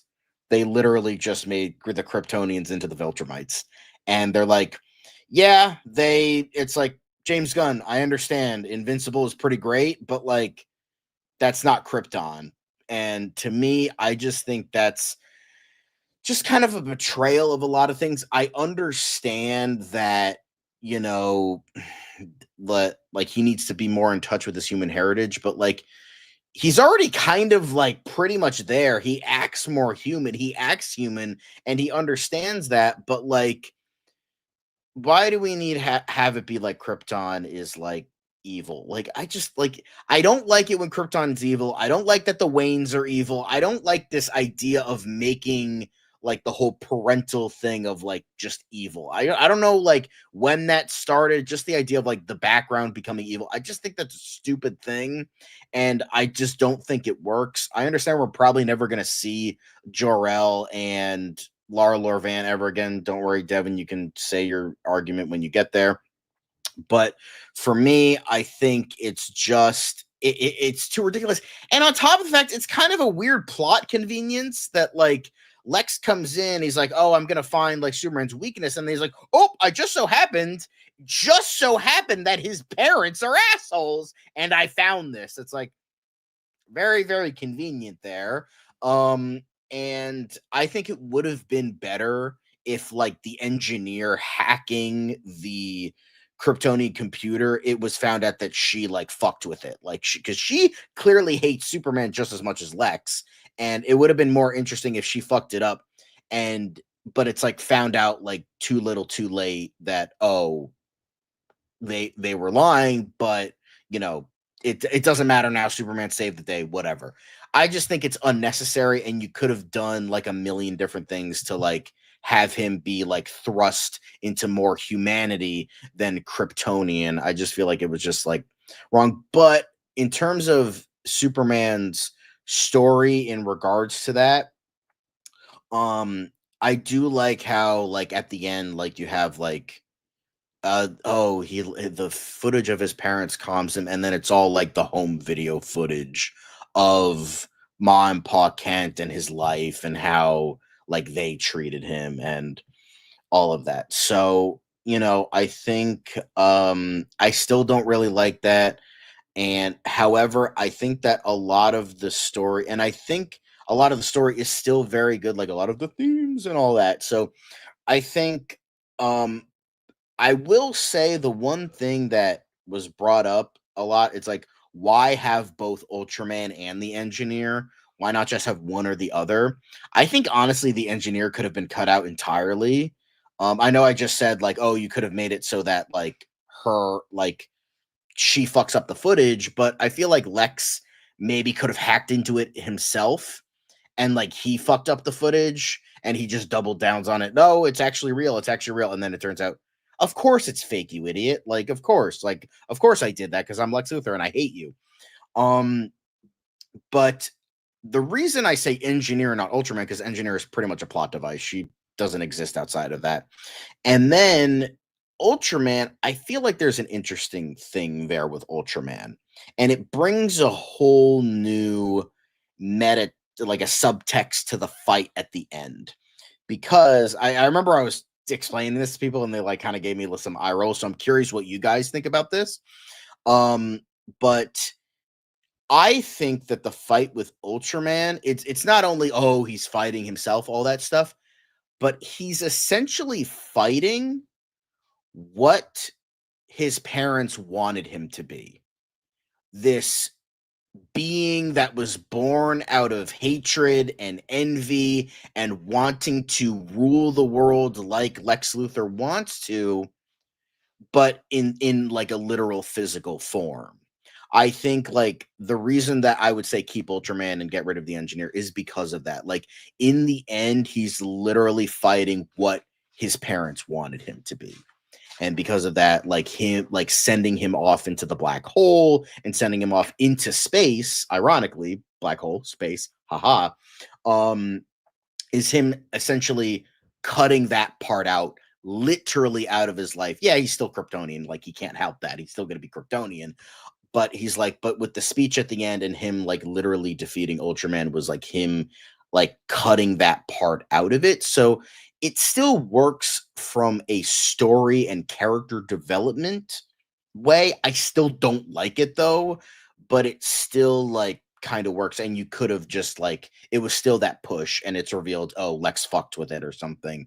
And I feel like you could have done that because that's the thing that I think brought it all together for me was, you know, like he's literally fighting what his parents wanted him to be, this like brute that wants to rule. And so like it adds to a whole like emotional vibe to it. So I liked that. But I feel that for the most part the plot's okay outside of the whole Kryptonians are Viltrumites now, which is really dumb. I will say the Bradley Cooper cameo as Jor-El was kind of funny, but like I don't think he was like I get like he worked with him before, but like I mean, come on, there's a lot of other better like actors that could have done that. Like, I mean, Brendan Fraser, he was right there. Hello.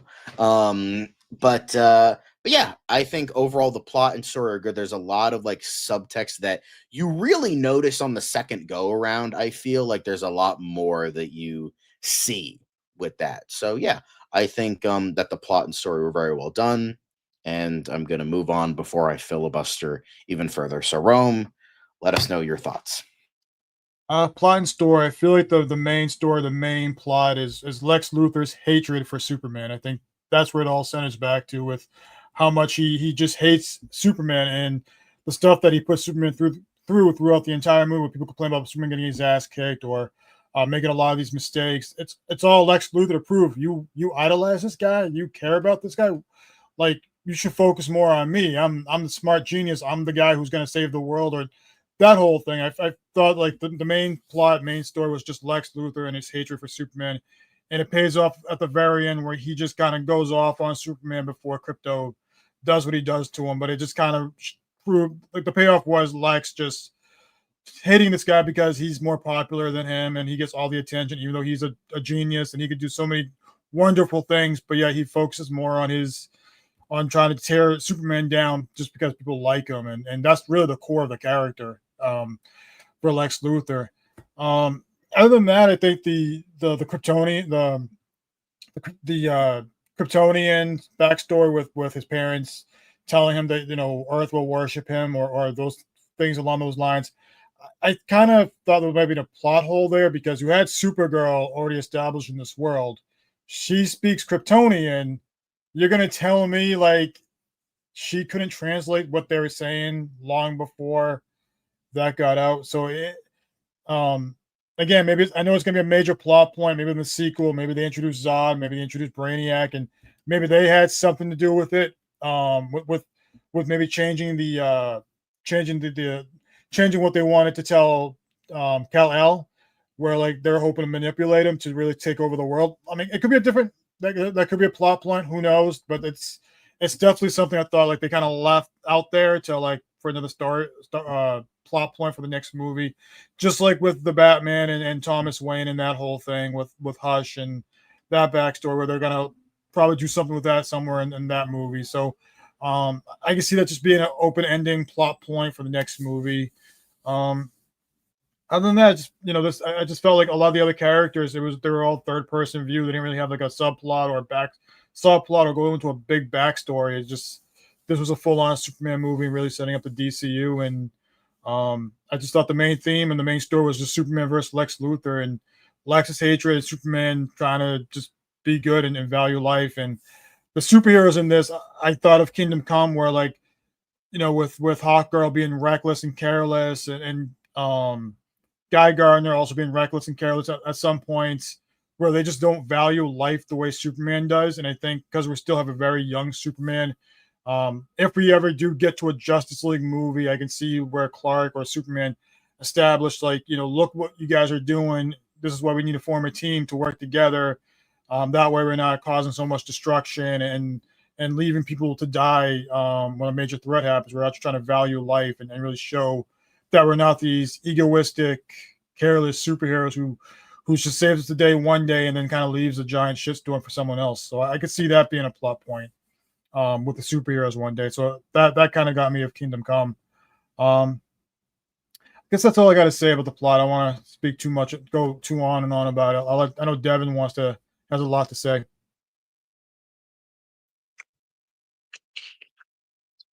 So, how you describe the plot, Rome? Yeah, I would say that's definitely accurate.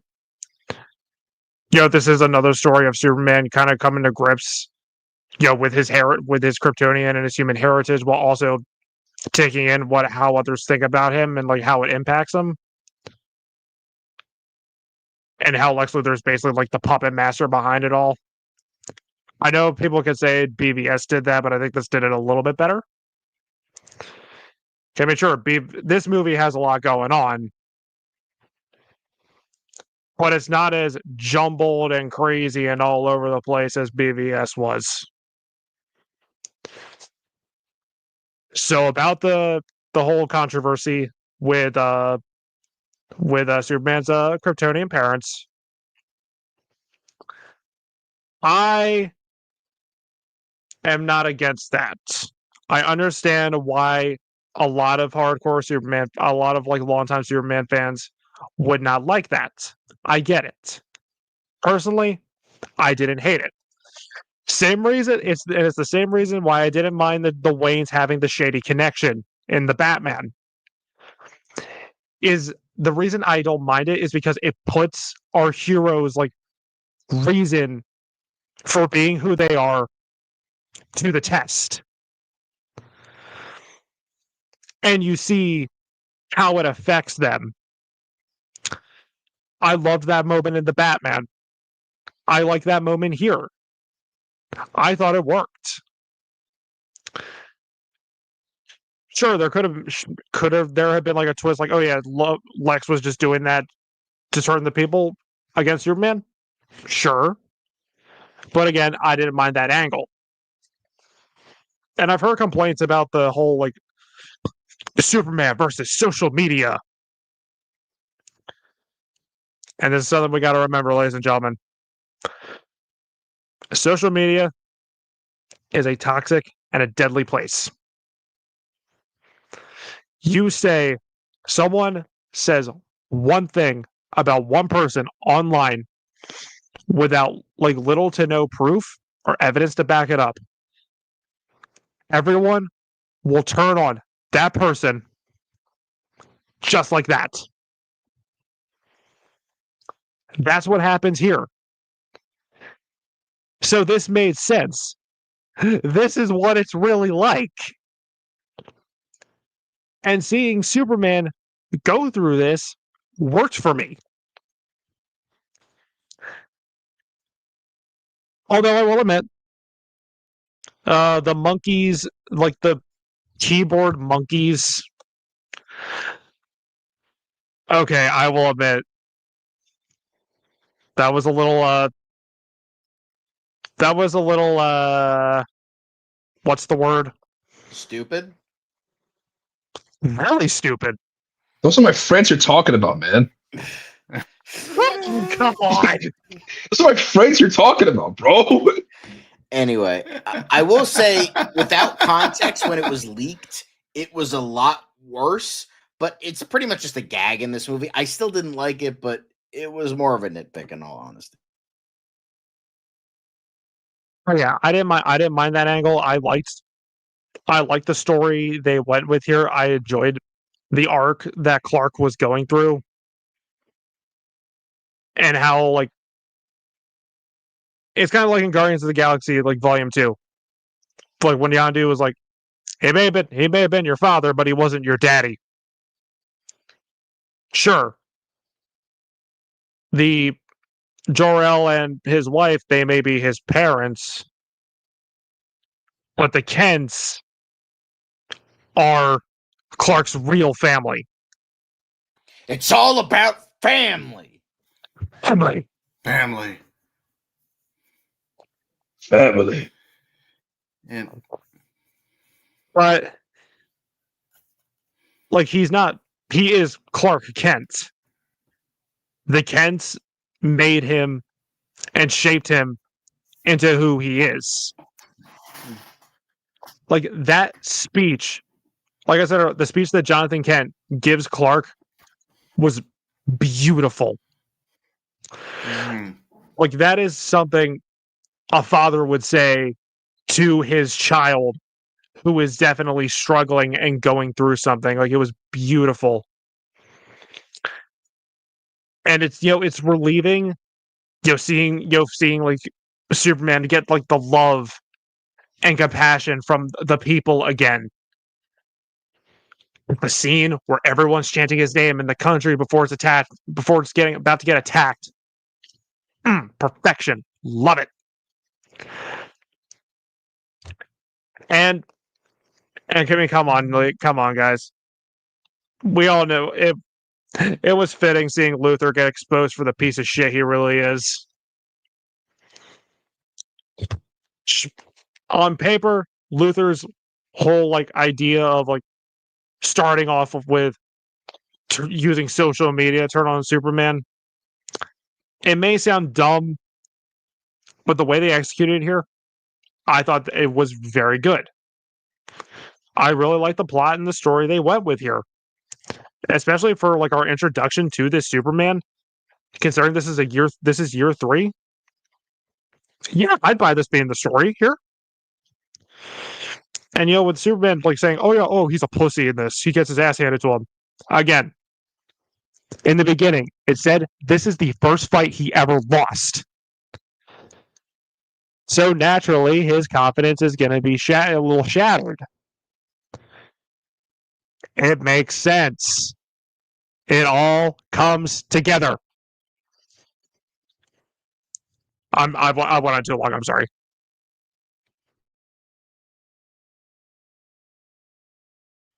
But I did want to mention something, Rob, before you start. It also shows strength in, like, metaphorically, because it's like strength is getting punched and getting back up multiple times throughout the movie. That is also strength, by the way. Yeah, that's something like I was about to bring that up in terms of like the story and all.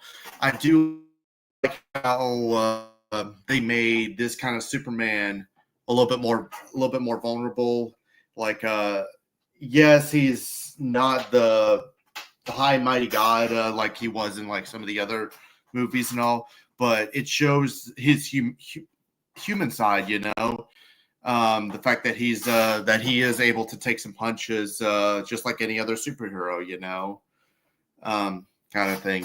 So I do like that. I do like that vulnerable side of him in terms of the story, I thought it was really well done. I do like how it, like I said, I do like how a lot of it focuses so much on. Yes, I know the whole idea of like the people that raised you versus your heritage kind of battle, that we've seen in like the other ones. We saw it in Man of Steel. I actually thought that it was done really well here. It's like he's trying to decide. It's like he's trying to think on what kind of person he would be, and I do like how, like Devin said, the speech at the end for the Kents, though, because I would honestly say that the Kents would be his true family. Yes, he is. Yes, he is Kryptonian blood, but the thing is the fact that I see as family is more about the people who raised you rather than what's in your blood. That's something that that's what I was actually going to add on to what Devin said, is that it's all about who was always there for you, who watched you grow up, who stood by your side when you were at rough times, not necessarily who is blood related to you, and I always really, and I really appreciate that. I do like how he was, like I said, I do like how Clark Kent was seeing the human side, and that's why he was able to, why this one was trying to work on saving everybody, and and like I said at the beginning of this, Superman here, it was all about him understanding, him trying to do what since he finding his human side, and he knows how fragile the human life is, so he pretty much goes out of his way to try to save everyone, tries to work on it. He's not perfect, which is honestly what I was saying earlier, and because that's a different kind of Superman from what I've seen from Man of Steel. Even though I still like Man of Steel, I do see these as like two different kinds of Superman, and I really appreciate what they did with. I do like what they did with like Lex Luthor, like his arc and things like that. It just is really hatred towards Superman kind of thing. I'm rambling. I'm sorry. I'll just, because I mean, I guess you guys have already said it as much as it's, so I'll let you pass it on. So I obviously, I'm considering that I'm last. I will try to go about this in a unique way. So there was a particular moment in the beginning of the movie where I'm watching this with my parents and my little brother. And my little brother, who also watched Man of Steel, he turned to me, and this is when he's fighting the kaiju, and he punches him, goes to the other side, and prevents the kaiju from falling into the building. My brother turns to me, and he's like, "You see, it's not that hard." And I started bursting out laughing because I knew what he was referencing, because of Man of Steel with all the destruction and everything. But I really do like how at the end of the day, Superman, like, Clark wants to do the right thing. Like, even with him, doing things that aren't considered ethically legal as far as like stopping a war and everything. He did it. He didn't do it because he had an ulterior motive. He did it because he wanted to be he wanted to do the right thing. Like I said, I really enjoy how the opening scene shows us, not with Superman. You know what? I just know I actually, okay, technically it would have been cool if that was the end, if that was the final scene of the movie, but it just, I like how we do see, like, the first shot of the movie, we see Superman on the ground, and then at the climax we see him like high in the sky with, like, with Lois. It's just like, it's juxtaposition, because, yeah, for people complaining, oh, Superman's weak, how many fights did Superman lose in the entirety of the Snyderverse? I mean, you can't really count on, like, maybe one hand And I don't need a lot of fingers to do so on how many times he lost a fight. The fact that we see him losing a fight and it makes sense why he lost that fight later on, because we know who the Hammer of Moravia is. But I like how we do see that Superman isn't just this unstoppable force. Yes, he is a godlike being, but that's the main reason why people don't gravitate to Superman, because he's seen as perfect. If we strip that away and we see Superman actually go through things, go through, I want to say character flaws, but go through trials and tribulations, that's what makes him a greater character. That's what makes him human. Like, I like how, and I do like how in the movie we do see him try to save as many people as we can. We see him try not to resort to exterminating the threat. I mean, even with the kaiju, he didn't want to kill it. He wanted to simply take it away from anyone else and have it be tested, because clearly there was a reason why that kaiju was on the, in Metropolis. Or, him even saving the squirrel. That was cute. I'm not gonna lie, that was cute. I'm like, okay, even saving the squirrel or the dog, that was pretty cute. Now my opinion on the twist. I actually thought that this was a falsetto. I didn't think they were actually going to do that. And then when Lex Luthor and then Mr. Terrific, confirmed it, I was like, oh, so it's true. Now, granted, it's a little, I mean, they have Supergirl in the film. They could have easily had it be, Supergirl could have easily have been like, dude, like, are you an idiot? Like, no, of course they were lying. Like, that's not what, your parents said. But I'm glad that they didn't, because that would have been an easy cop out. I actually do like, I've already said multiple times, I don't mind when the director or the writer changes a particular aspect of a character's origin or a character's of a particular character from the comics, as long as it serves the purpose. Where, something like the Batman, that works. Something like here, I think it works pretty well, actually. Something like Spider-Man doesn't work, because you can't simply have a Spider-Man story and not have the essence of Uncle Ben in there. It just doesn't work. It does not work. It doesn't make any sense. And it makes Spider-Man's reasoning for being Spider-Man meaningless. Even though it's implied, the fact that they don't even flat out say his name is why it doesn't work for me. Here, yes, Jor-El and what's his mom's name?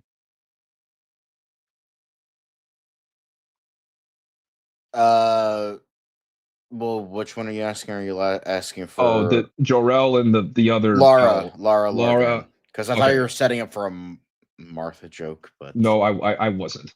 But Jor-El and Laura L. I mean, obviously, in other media, in other interpretations of them, we've seen them multiple times. We've seen them portrayed in the same way. Oh, we sent them, you, my only son, to be the Earth's savior. And obviously, in the movie, we've seen that we're seeing that again, but this time it's a bit different. And I actually don't even mind that. I know we're at an age now where evil Superman is like every fanboy's wet dream. I mean, we've got Homelander, we've got Omni-Man, we've gotten Brightburn for anyone who's even seen that movie. But I do like how even this makes Clark's reasoning for wanting to be Superman even greater, because yes, even though he thought that's what his parents wanted, he still chose to do that. He could have easily been like, oh, I don't want to do, yeah, my parents sent me here for a reason, but he didn't have to do that, but he did. And him choosing to do that, even though his parents wanted him to do otherwise, makes him even a greater character. It makes him a better person. It makes him a good person, because even if he was sent for the wrong reason, he's still. I kind of attribute it. I kind of see it. I mean, Right Dude I think Right Dude is gonna. I don't know if Right Dude's gonna agree with me on this, but it's kind of similar to Goku, with how Goku was sent to Earth to basically destroy it, but he got amnesia. He didn't remember, and then he was raised by Grandpa Gohan, and he became the Earth's greatest protector. It's the same thing here. He does what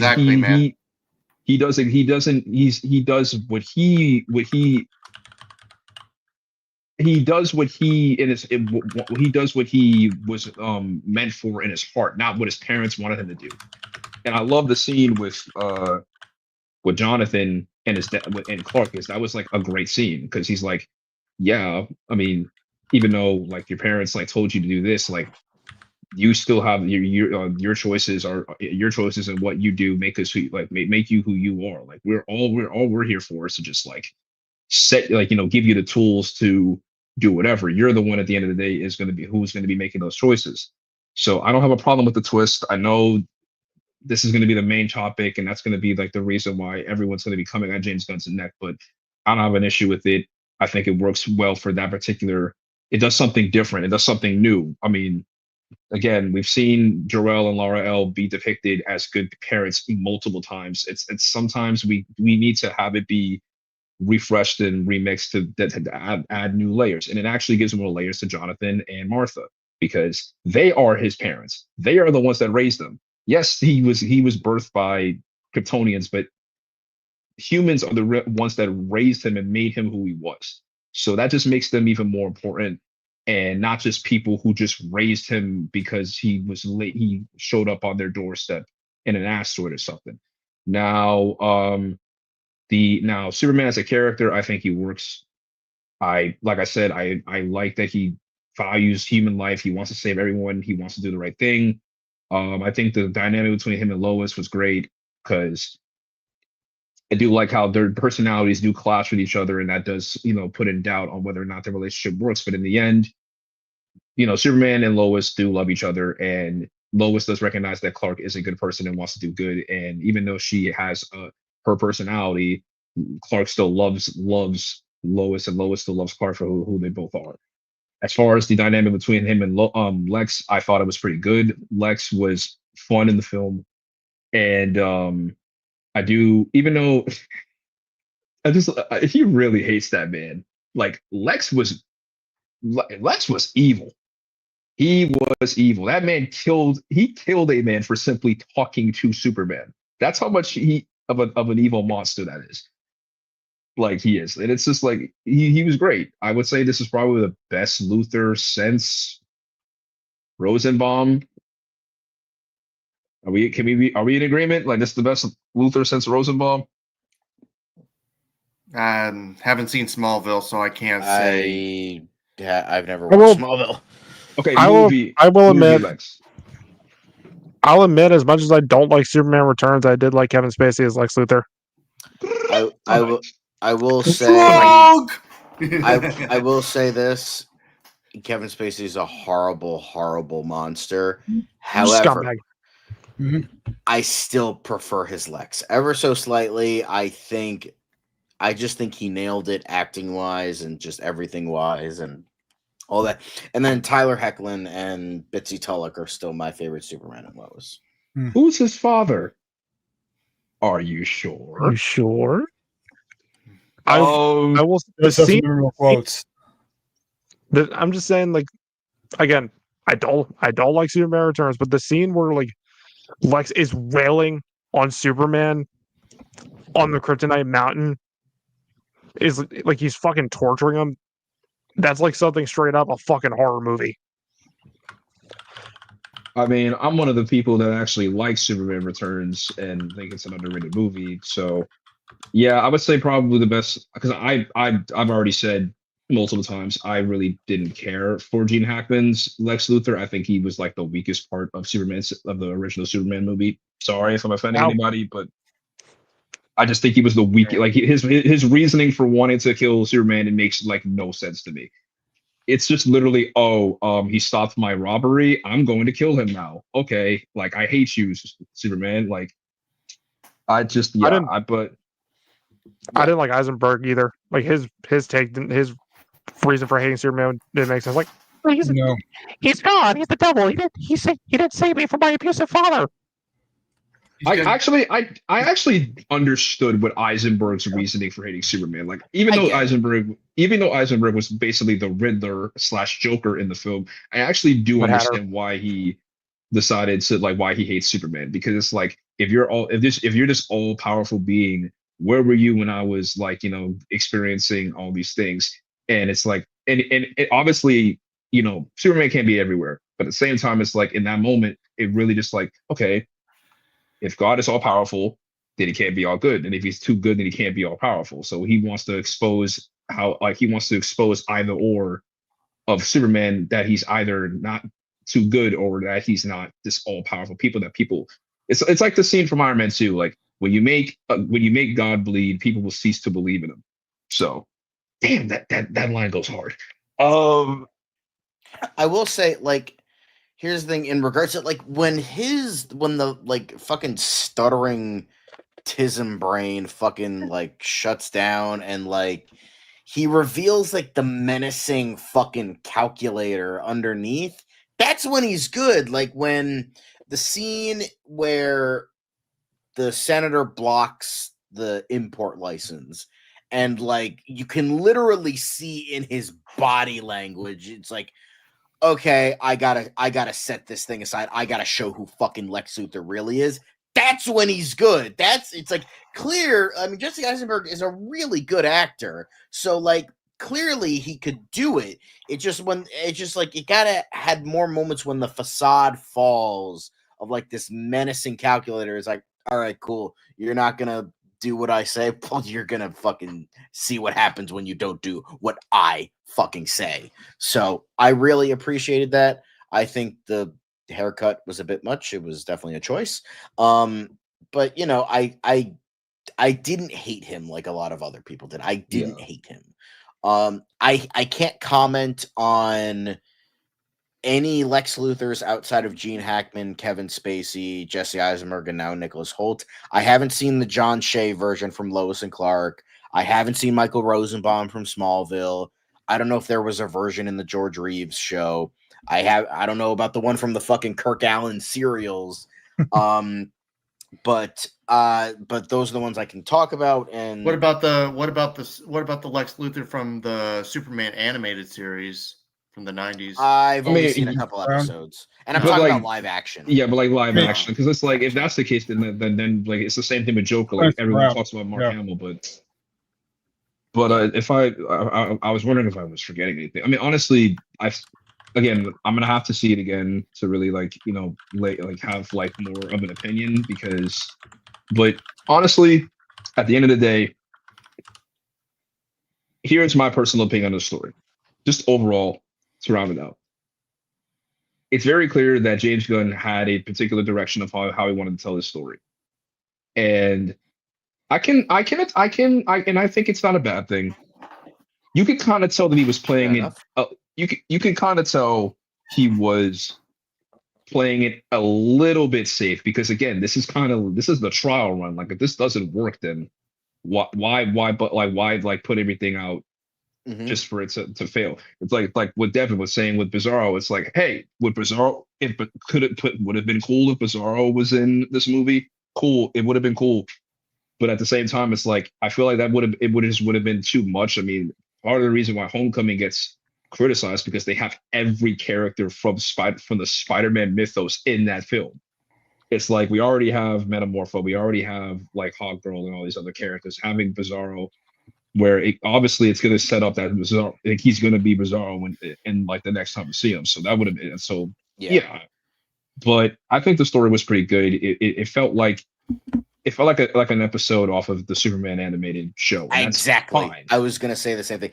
It feels like a Superman the animated series episode come to life, especially when Otis and the other guy are like dropping off the kaiju. I'm like, that is straight up a scene you would find in the animated series, like most definitely. Yeah, like and I feel like we're so like used to getting like these big scale superhero movies where it's like sometimes less is more. We don't need to have like Lex being a villain and wanting to have a private island for like the 50th time, but like it's like, you know what, sometimes we need a little bit of a simple story, and that's what I'm getting here. I don't think it's crazy that we're getting something as simple as that, and it's a good movie. Now, did I definitely put my expectations high? Absolutely, because I mean it's the first movie we're getting in like a decade. But even though I really like this movie, I thought it was really good. Obviously, I don't think it's a 10 out of 10. I don't think it's a masterpiece, and that's perfectly fine. Like there are issues with the film. No film is perfect, but I think the story was really good. I think David Corenswet did an amazing job as Superman. He did what he was supposed to do. obviously he did a. I'm sorry, Cavill lovers, but he's better than Henry Cavill. I'm sorry. Yeah. Like, I'm sorry, but he's better than Henry Cavill. Yeah. It's just like that. Like literally, him saving people alone already edged him up there because he actually. I'm sorry. This just in, folks. Superman is edging. Like I loved when he saved the squirrel. Oh Exactly. yeah, That was adorable. Do you understand? Do you understand how bad it is that my like I said earlier? Do you understand how bad it is that my brother looked at me and he was like, "Dude, you see, it's not that hard to save people." Like literally, I get, but there is like the idea that I know people will probably use. Well, Man of Steel Superman was like that was the first time he ever, was doing something that was like the first like real threat. Well, this one has been around for 3 years, but at the same time, there's also common sense that if you jump over a burning oil tanker and then it goes into a building, if you just fly out of the way, it's going to explode and cause more property damage than, using your body, which is invulnerable, to stop it. I'm just saying, like, I'm not going to be one of those people. Like, Man of Steel has a lot of problems, but I think most of the surface level issues that like people had at the time were pretty ridiculous. Like, oh, he caused the destruction. No, the World Engine caused the destruction, which was by Zod.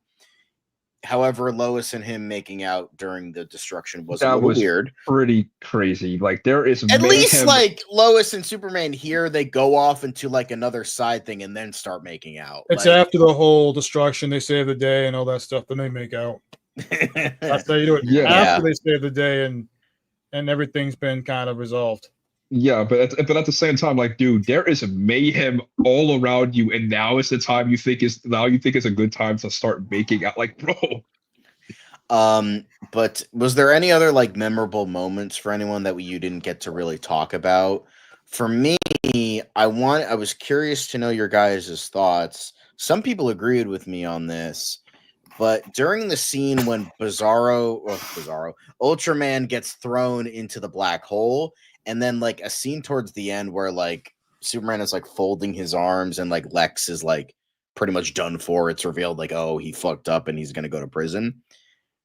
David Cornsweet was giving me like major Brendan Fraser vibes. Like a little bit, not like, okay, maybe not major, but like I kind of got that vibe a little bit because when Ultraman was going into the black hole and you see like a longer haired like Ultraman like screaming, that I'm like, that looks like something out of George of the Jungle. Like I was like kind of looking at that, like that looks George, and then like him like looking at, I'm like, that's like peak Brendan Fraser from the 90s. Like, God, he would have been such a good Superman if that happened. But well, there was rumors there was rumors that that Brendan Fraser was gonna play Pa Kent. Yeah, but I don't think those are true. I would say a scene that happened in the film that I didn't really talk about was probably the scene where Superman, gives that big speech to Lex, like talking about like, hey, like, you think you have like this idea of me, but you're wrong. Like, I have fears. I cry. I feel. I love. Like, that's what. I put one step forward, and every single day I wake up. Like that's what makes me human. That's what makes me who I am. And it's like that was great. But even towards the end, like saying like, even towards the end, he was saying like. Not as weird as like what was that? Like that was weird. That was weird. But even towards the end, like he was saying, like I hope like one day like you understand and feel that way as well. It's like that's literally screaming from All-Star Superman, because even towards the end, like Lex was like, I understand now. Like I get it. And it took Superman dying for him to finally understand where like Superman's perspective. So, but hey, there's a 1% chance that we have to take that as an absolute certainty because BVS Batman doesn't understand how math works. That was also my favorite moment as well. Was the Superman just going off about being human and being a person, which is really that's what he is at the core of his character. He doesn't see himself as a god or whatever people think he is. He just sees himself as a person and makes mistakes like everybody else. And we're kind of lucky he doesn't see himself as a god. Batman quotes. Yeah. Yeah, I loved that speech at the end. Yeah, that was really good. It's like, because that's what I mean, that's the whole thing with like the whole thing of like Clark Kent is who I am, Superman is what I do. So that definitely adds into it. But I do find it funny because there's a lot of like post-crisis inspiration here, like the Kents being alive, Krypton being assholes was totally a John Byrne invention, but Yeah. like it is kind of funny because like, but it is funny in the comics. That twist, that Krypton being like assholes, was so bad they eventually fucking retconned it.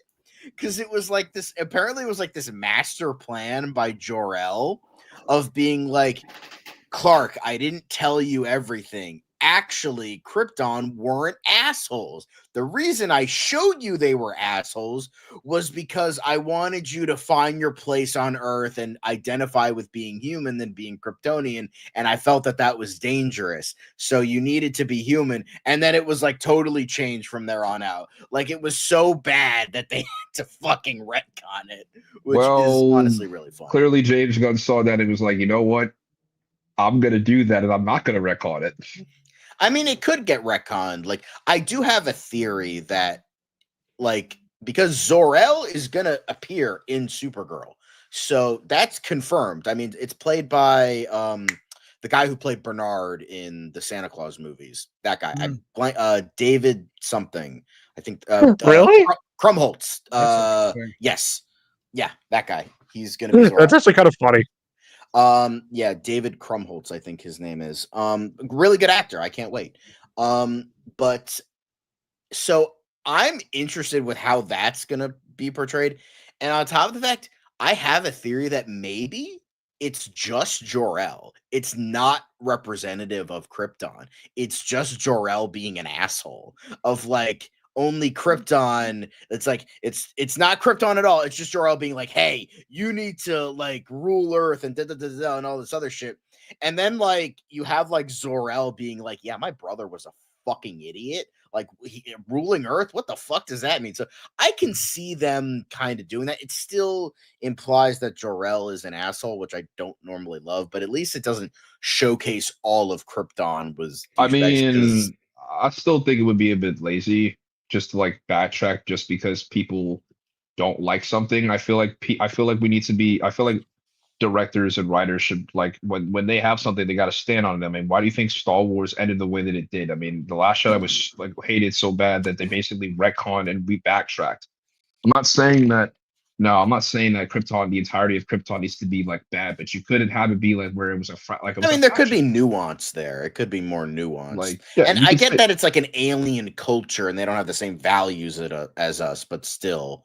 But I am curious. Actually, I'll ask this when people come back. But yeah, I think I liked how I also liked how like Lex, despite all of his like genius and shit like that, the portals to like the Pocket Universe looked like shit. Like they looked like something out of like a bad like 90s movie, almost like a bad like 90s sci-fi movie. So I kind of like, and this is very much like, it feels very like Silver Age, but it feels very like this is a very sci-fi heavy movie, more so than other Superman movies, I feel, and I kind of liked that. Also, I find it so like Hey, it's so funny how John, just wanted to say, going back to the portals, I thought of boom tubes when they first revealed them. I was like, oh, boom tubes. So that's what I was thinking of. So maybe there's a nod to Darkseid and Apocalypse. Maybe maybe it's an homage. That would be that would be really cool. Maybe it's something that like Mr. Terrific can develop for the Justice League whenever they get the Watchtower. If that eventually happens, we get there. Yeah, that could be really cool. Yeah. All right, I'll just ask it now, and then Devin, what are your guys' thoughts on Supergirl and her as a character that is presented here?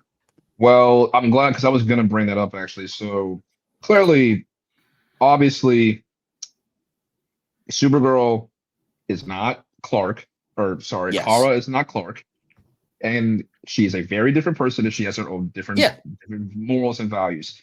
Her being like this party girl, kind of like no nonsense, just from the. I thought it was kind of funny, just like her like cursing him out and everything. I thought it was kind of funny, like. It's very clear that her attitude is very different, and she's going to be a lot more.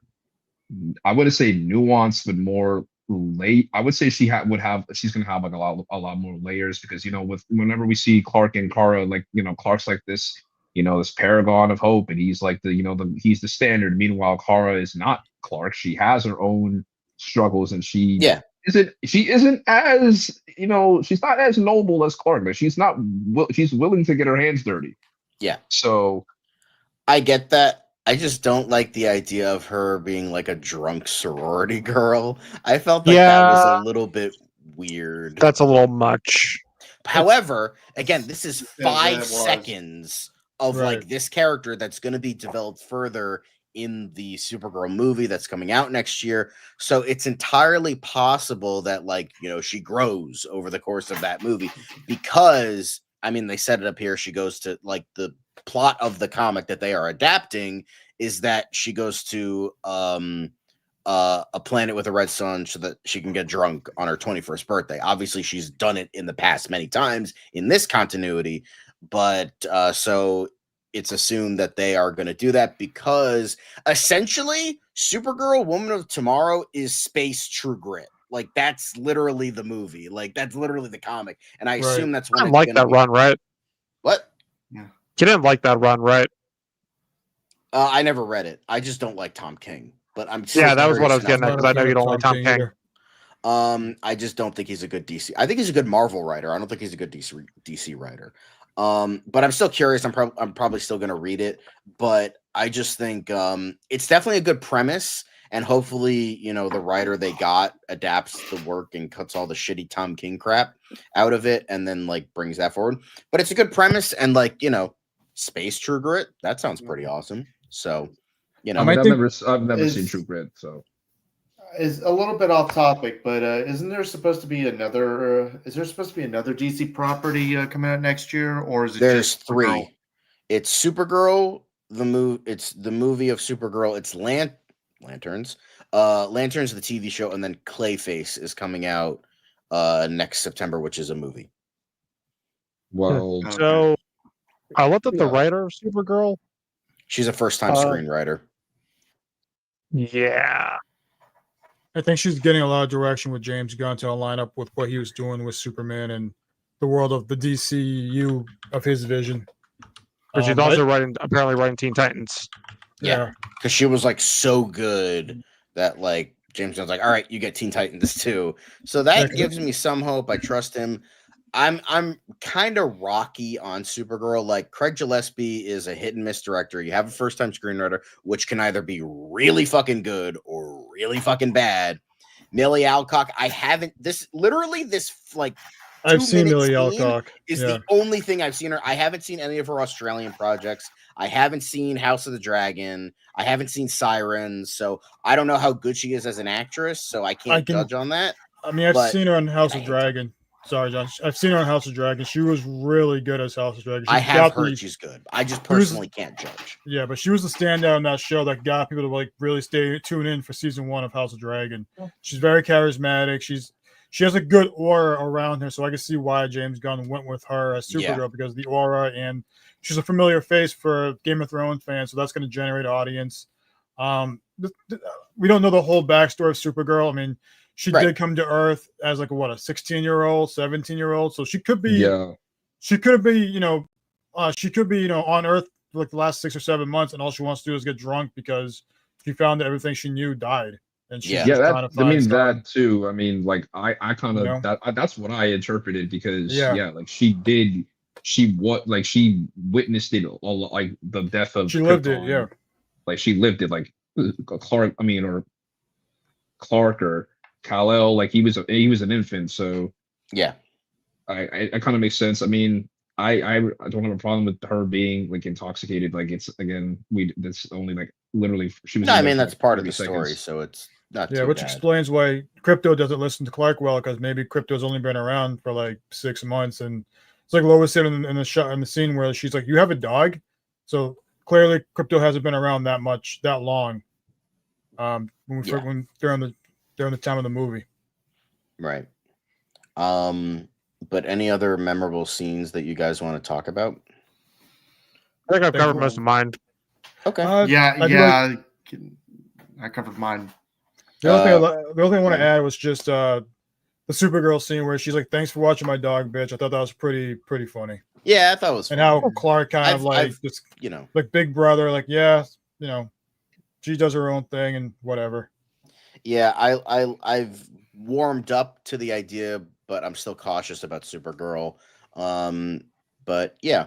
So I did want to ask you guys, now I know maybe we'll see, but I just wanted to ask you guys, and maybe it's a little bit obvious, but I want to go through each person. Would you recommend this movie in the theater, on streaming, or ride the high seas? For me personally, I would say go see this in the theater. See it on the biggest screen possible, Dolby, IMAX, laser, hell, even in 3D. I bet even 3D is really fucking cool. So yes, please go see this in a theater. Rome, would you recommend this on a theater, streaming, or pirated, or not recommend it at all? I recommend to see this in theaters, see it on IMAX, see it on the biggest screen visually possible. It's a main event summer blockbuster movie. For 2025 summer, it's Superman. It's Summer of Superman. This is the movie for 2025. Like, you have to see this movie in theaters. It's the biggest event for the summer. It lives up to that big event title.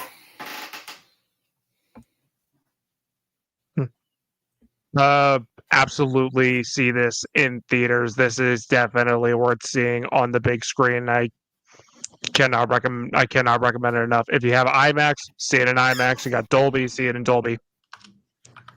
Okay, Rob. Yeah, absolutely. Yeah, absolutely. This is a movie you have to go see in theaters. You need to see this on the biggest screen, see it in IMAX, see it in Dolby.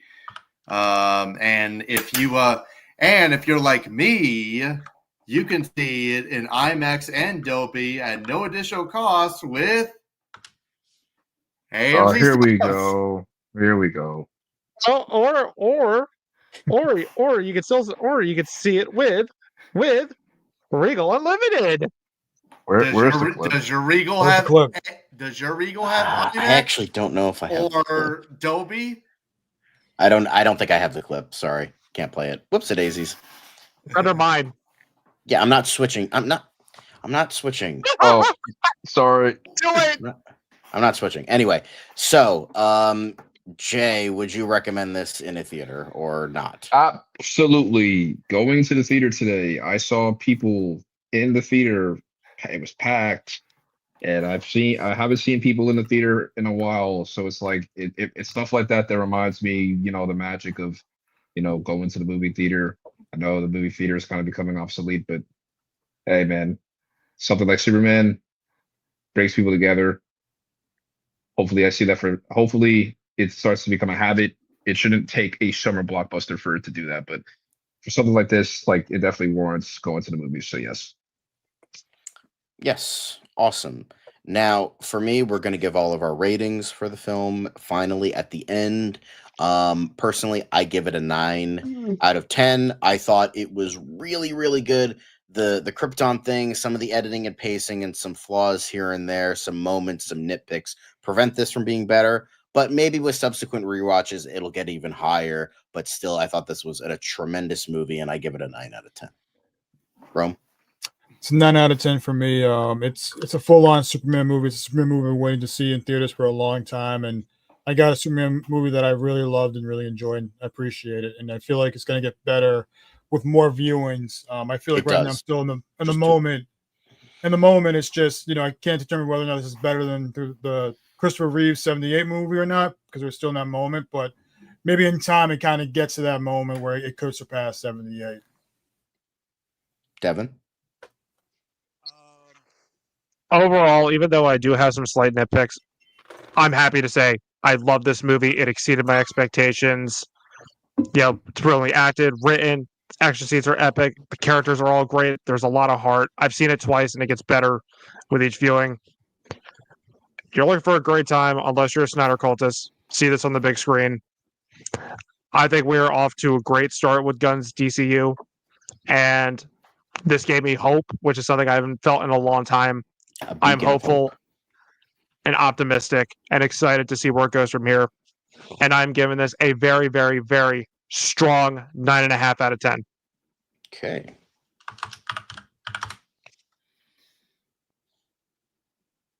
All right. Okay. Rob. Yeah, I would say, like, even though I had some issues with like the pacing and all moving a little too quick, and maybe a few other nitpicks here and there, I still say this is still a strong entry into where this new James Gunn DC reboot is heading. I think we're in good hands. So I think I'm going to go with everyone else. I'm going to go with a 9 out of 10. So. Hell yeah. Jay's got that look. So unfortunately, my score is 0 out of different 10. from unfortunately, my score is different from everybody else's. I do intend on seeing it again, so I don't want to just say this is like, because of the fact that I really liked it. I really do want to watch it to reaffirm what I liked and see if there's anything else anything new to it that I do like about the film. So even though I really, really liked it, I didn't think, this is amazing. Still a great film, still a great entry to the new DCU. So my score is an 8.5. That's still really good. Like good, you're yeah. saying, you're gonna go to 0 or something. No, because everyone was a 9, so I didn't want to be like, man. Well, Willie Dog loved it. He gave it a 10 out of 10. Willie Dog gave it a perfect 10 out of 10. Jay, Constant comments, Willie Dog. You gave us some interactions. We appreciate you. I thought about giving it 8.5 out of 10, but I kept going back and forth. But I feel like that's the second fine. viewing is 9 out of 10 for me. But remember, when it comes to Superman, it's all about family. What's real? It's family.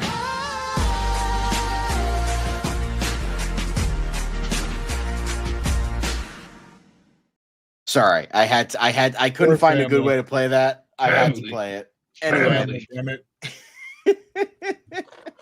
But thank you all for watching this very long new format. By the way, speaking of family,